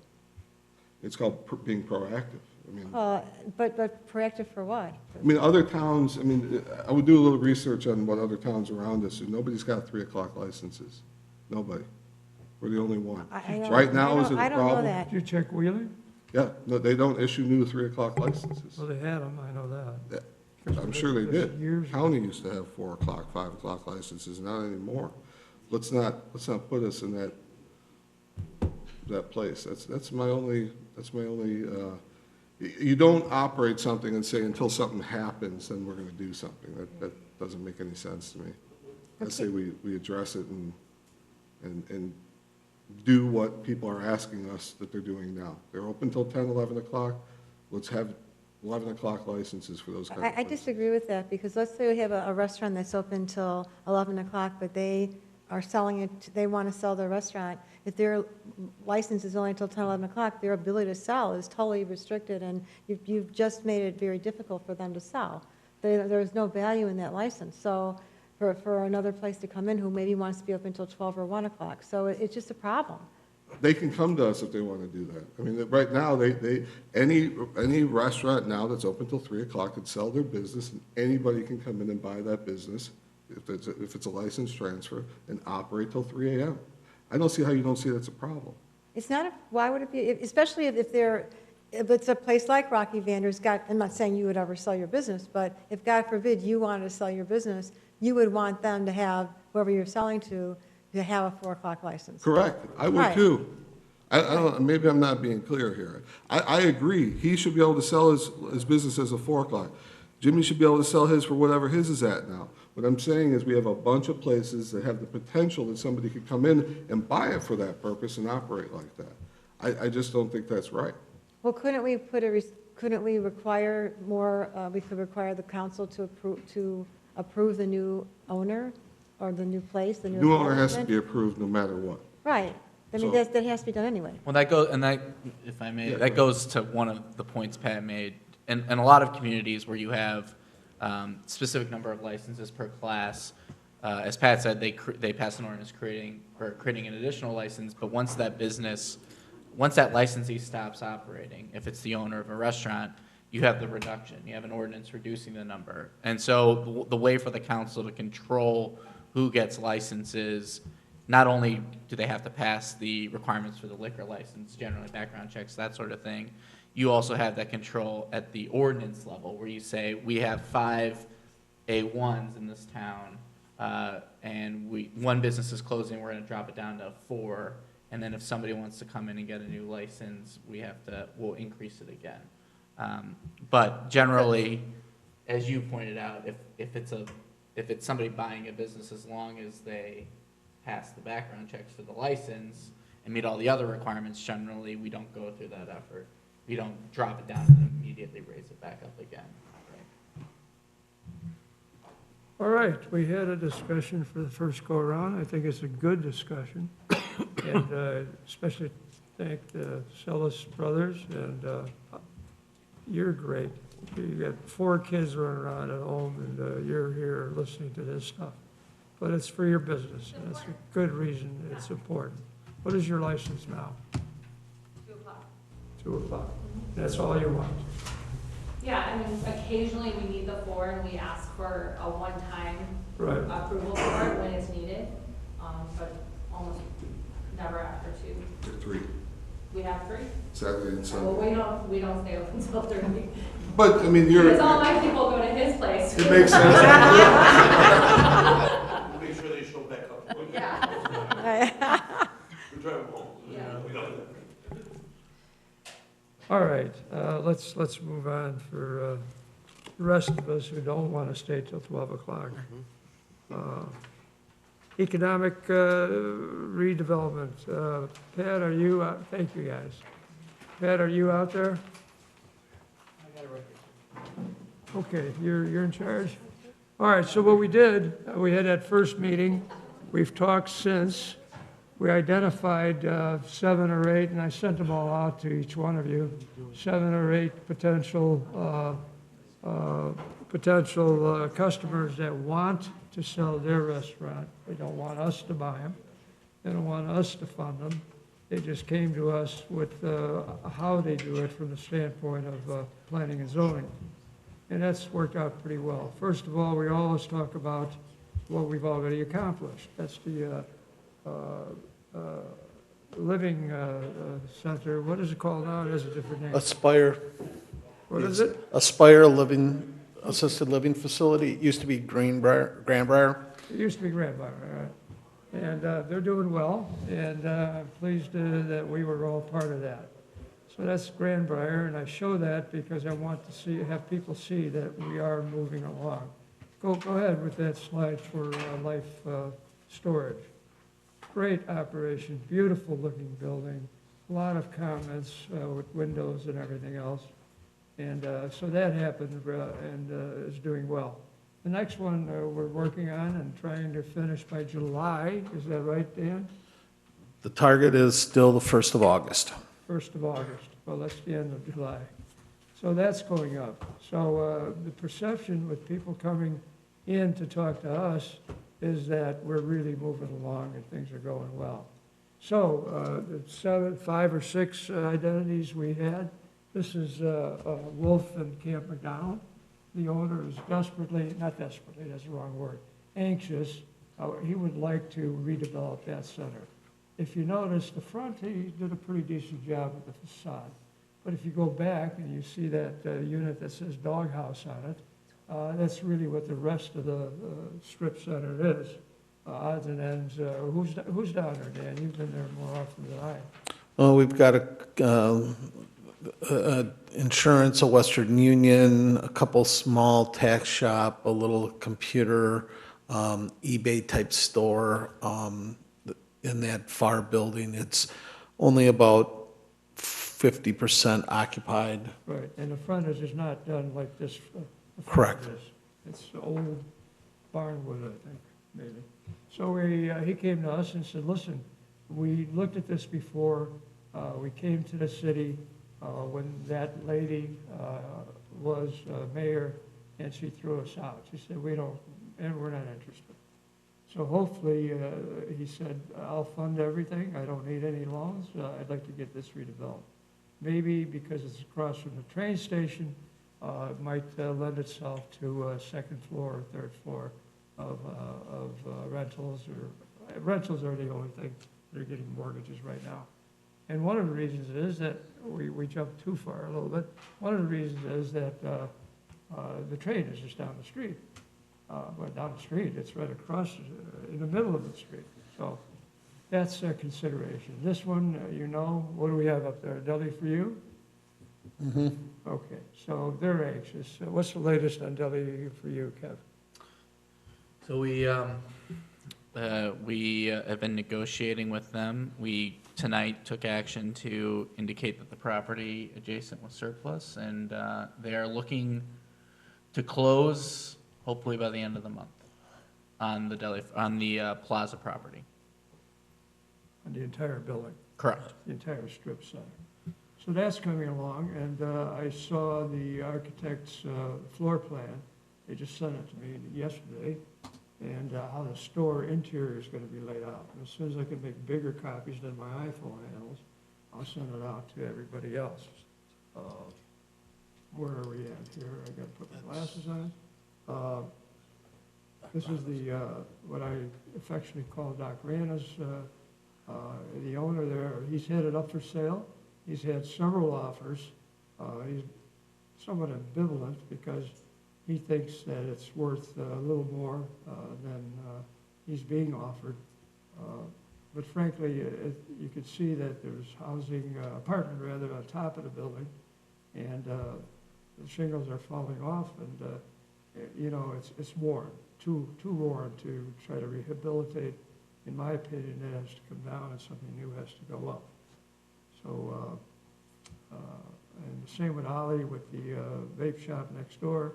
He's anxious to sell. He was under contract with us quite a few years ago, and council decided not to do the deal. But he's not looking for us to buy it. He has it on the market. They've had several showings in the last month especially, so that may be gone and beyond our control if that continues. So that's the other end of the Rana Shopping Center. Not shopping center, but building.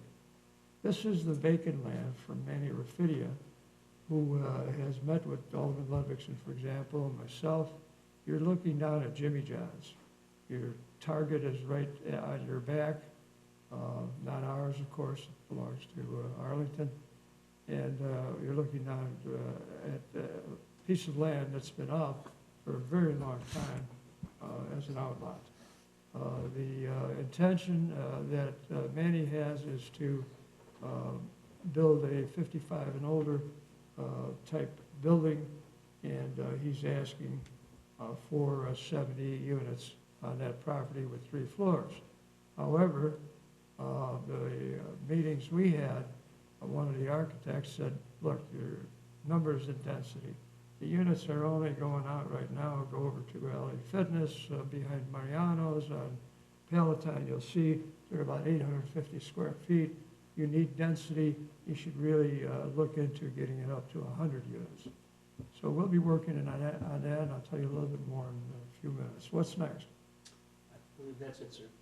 Okay. So we chose to work on the Rana building, not the Rana building, the Rafidia building, the new construction, in other words. What was the other one? Who's got it? We're missing a picture. There was a discussion of the Wolf Road that they would be interested in. Well, no, I'm not ready for that. We're not ready for that. The second property we want to work on, starting tomorrow, is St. Alphonsus. Yes. Land. They turned out, they found a survey for it. They thought they had about 8 acres vacant. You have 11 acres vacant. So those two come to the front, and that's the two we're working on. Tomorrow, we have a construction group coming in to talk to us, or talk to the owners, really, about going ahead with that. with that project, with those two projects. So we'll know more after tomorrow, and I can send out a short email if people are interested.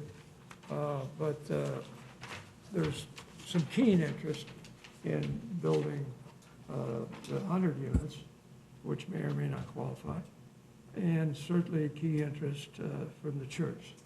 the church received permission from the Catholic Diocese in Chicago, which they have rejected for a number of years. They want Father Joe to go ahead with the program. So he's got his front runner, his person that's handling it for the parish. And I was just looking for something. We have the construction people coming in to take a look at what they have. So those two deals we're working on. The construction group is Passion, K-A-P-A-S-C-H-E-N. They've been around 100 years. They do a lot of high-rise building, for example. And they'd like to look at those two properties to see if they could make it fit. We didn't show the, Peter, we didn't show the Rafidia building. This is all I had. And I can't get it. That was not in the slide from the other night. You had the actual display. We had it this afternoon. Okay. Mr. Mayor, too, for clarification, Manny showed me it was a two-building setup that was maybe 40 or 50 units. It's been, Not 100 units. it's the notation on the picture, which I have upstairs, been written down, was 70 units. And he That said he was- talked to you. Right, there were two buildings and they were like 2 stories now. Right. Right, but now I'm hearing, There were 3 stories on the picture. The suggestion would be 4 stories. But let's listen to people that are professionals. And that would be the Passion Group. I'm sure you've heard that name before.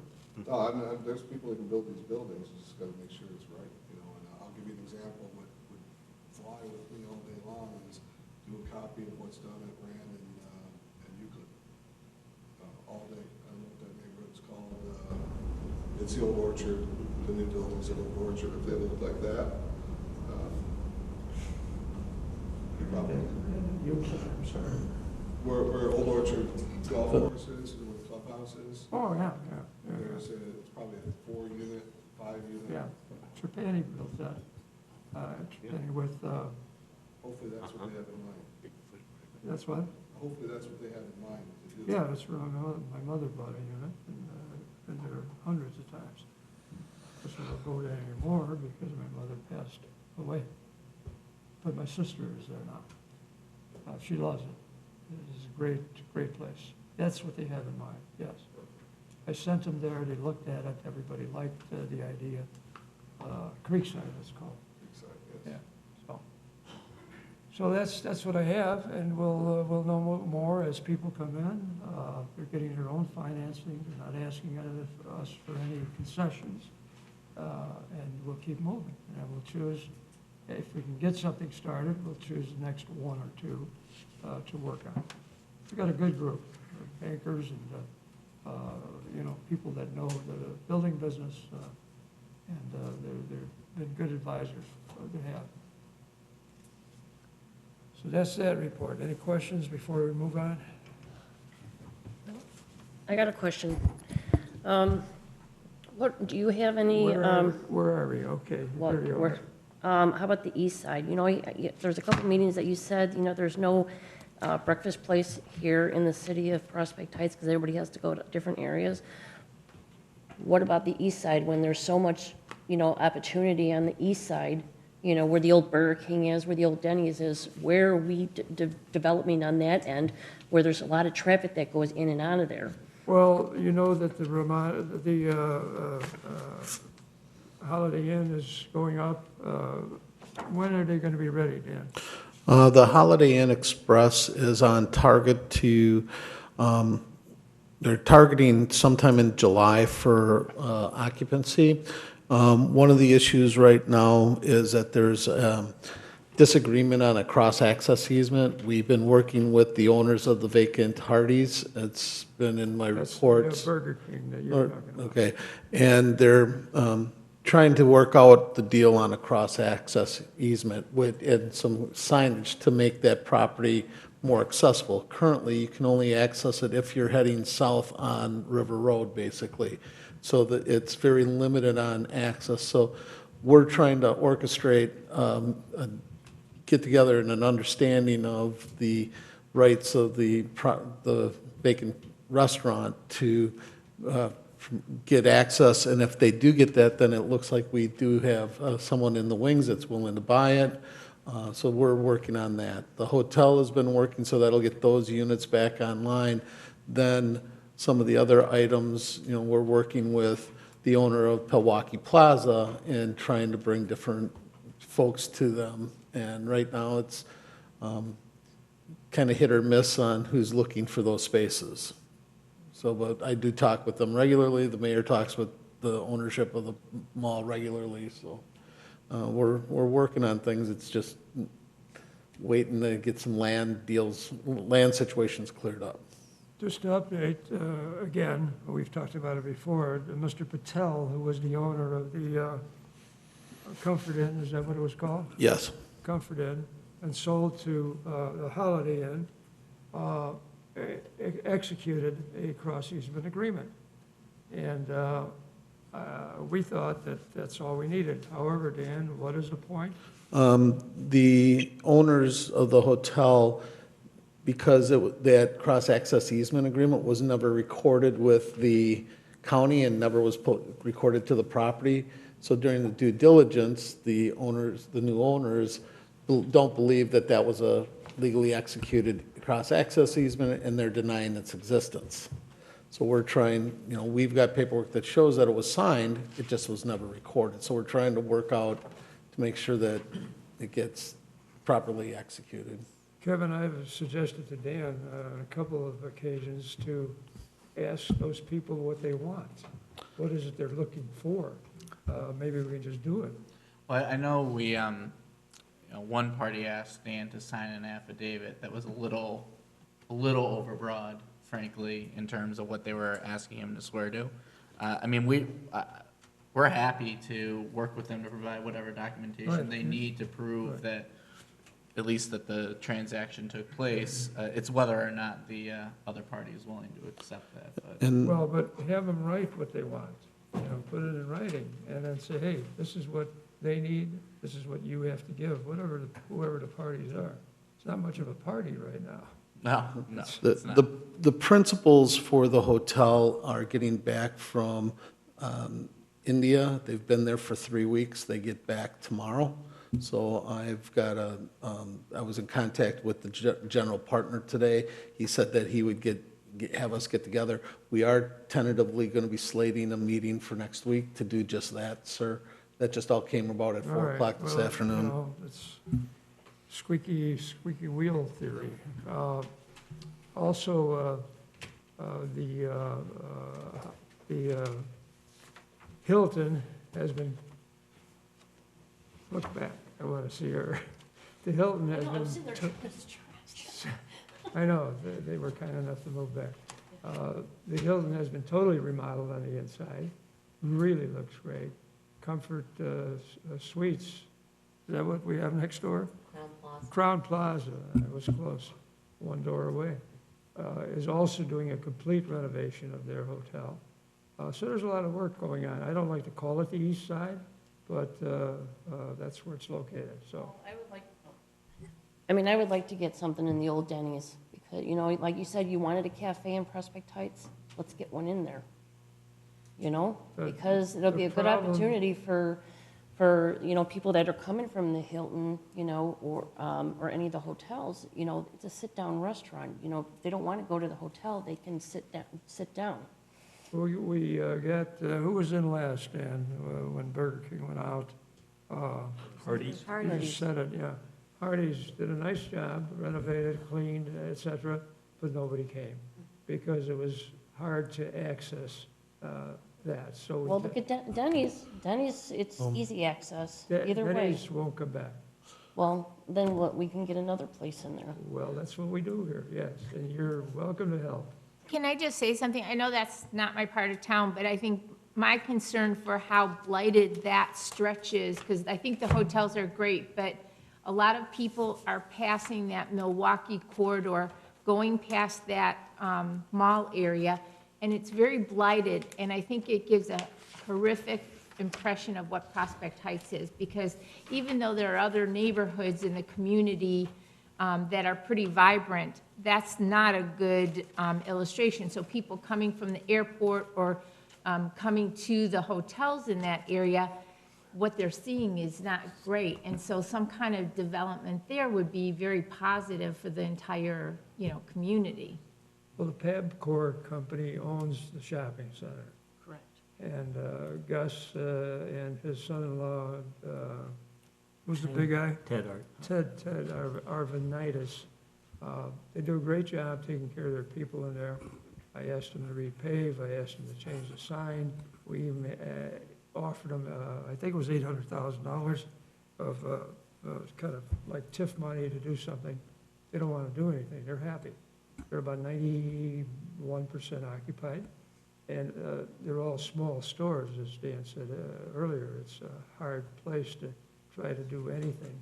But we do focus on it, we don't forget it, because you're right, it's a kind of a cornerstone going through, what hopefully they think is Northbrook, because that's the address. But, yeah. Well, if you'd like, let's work together and try to get something in there, because I think, like Kathy said, people pass that and, right. They get a bad impression of, Prospect Heights, We have a broker in there for that particular restaurant. And Dan, what's his report all the time? I'm sorry, which broker for which place? Well, from the vacant Burger King. Well, the vacant Hardee's spot, his big issue is the twofold. Number one is access, and that's why that cross-access easement and why we're spending as much time as we are. Secondly, to try and potentially reclassify the property and get some assistance when the time is right because of the Cook County tax structure for that. So those are two major issues with that particular property. And then the last one for any reconstruction is because the area is in a flood zone, once the Levy 37 wall is done, then I could see some new construction or reconstruction. But currently, if someone was going to tear down a building, they'd have to still build it to the current flood standards, which is very prohibitive and restrictive. So that area has a couple challenges we're working with. We're talking to people regularly about it, and we're trying to address those issues that we can. And Gus and his team with Pabcor, we're in communication all the time. We've had some new cases, ZBAs, which things were approved, they just, for whatever reason, never built out. So, we're working with them, trying our best. So that's the story. We certainly haven't forgotten. There's a lot of sales tax money that we can generate from that area. Hotels do great. Yeah. They're in good shape all the way up to the Ramada. We're working on it daily. And remember, the cross easement agreement was so that you could come out from the old Burger King and go to the stoplight. And that agreement is in place but was never recorded. So people are having second thoughts, but not Holiday Inn Express. They're going ahead. Yeah, well, we still need a cafe, like you said. Let's get our first cafe We in need a Prospect place Heights. to eat. We've got to go somewhere else for a breakfast place. You got to go to Granny's, you got to go to Mount Prospect. That's terrible. We should have one right in town here, but I Well, don't we think Shelley. we should really work on it and get it done. That's what we Chop, do. chop. That's exactly what we do. Thanks for the reminder, though. Where'd Joe go? Washroom. He can't go to the washroom. It's You not do legal. warrants. Yeah, you could do warrants. Yeah. You do warrants. Absolutely. Everybody okay to go ahead with warrants? Yeah. All right, let's do it. All right. The total for approvals of warrants was $252,383.68. And then we're gonna add the wire payments. June 7th, 2019 payroll posting was $150,024.53. The May Illinois Municipal Retirement Fund was $17,401.45. So the total warrant amount came out to $422,809.66. I make a motion to approve. Second? All in favor to approve as presented? Aye. Aye. That's still all, no matter how you count it. Roll call, please. Alderman Dolick, Aye. Alderman Quinn, Aye. Alderman Ludvixson, Aye. Alderman Cameron, Aye. Alderman Morgan Adams. Aye. Motion passes 5-0. What's left?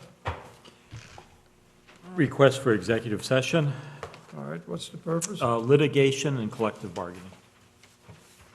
Anything else you need to add? We're good? Can we get a motion to that effect? So moved. Second? We have a second. Now, can we do it? Yes, Absolutely. okay. All in favor, say aye. Aye. Any opposed? Thank you.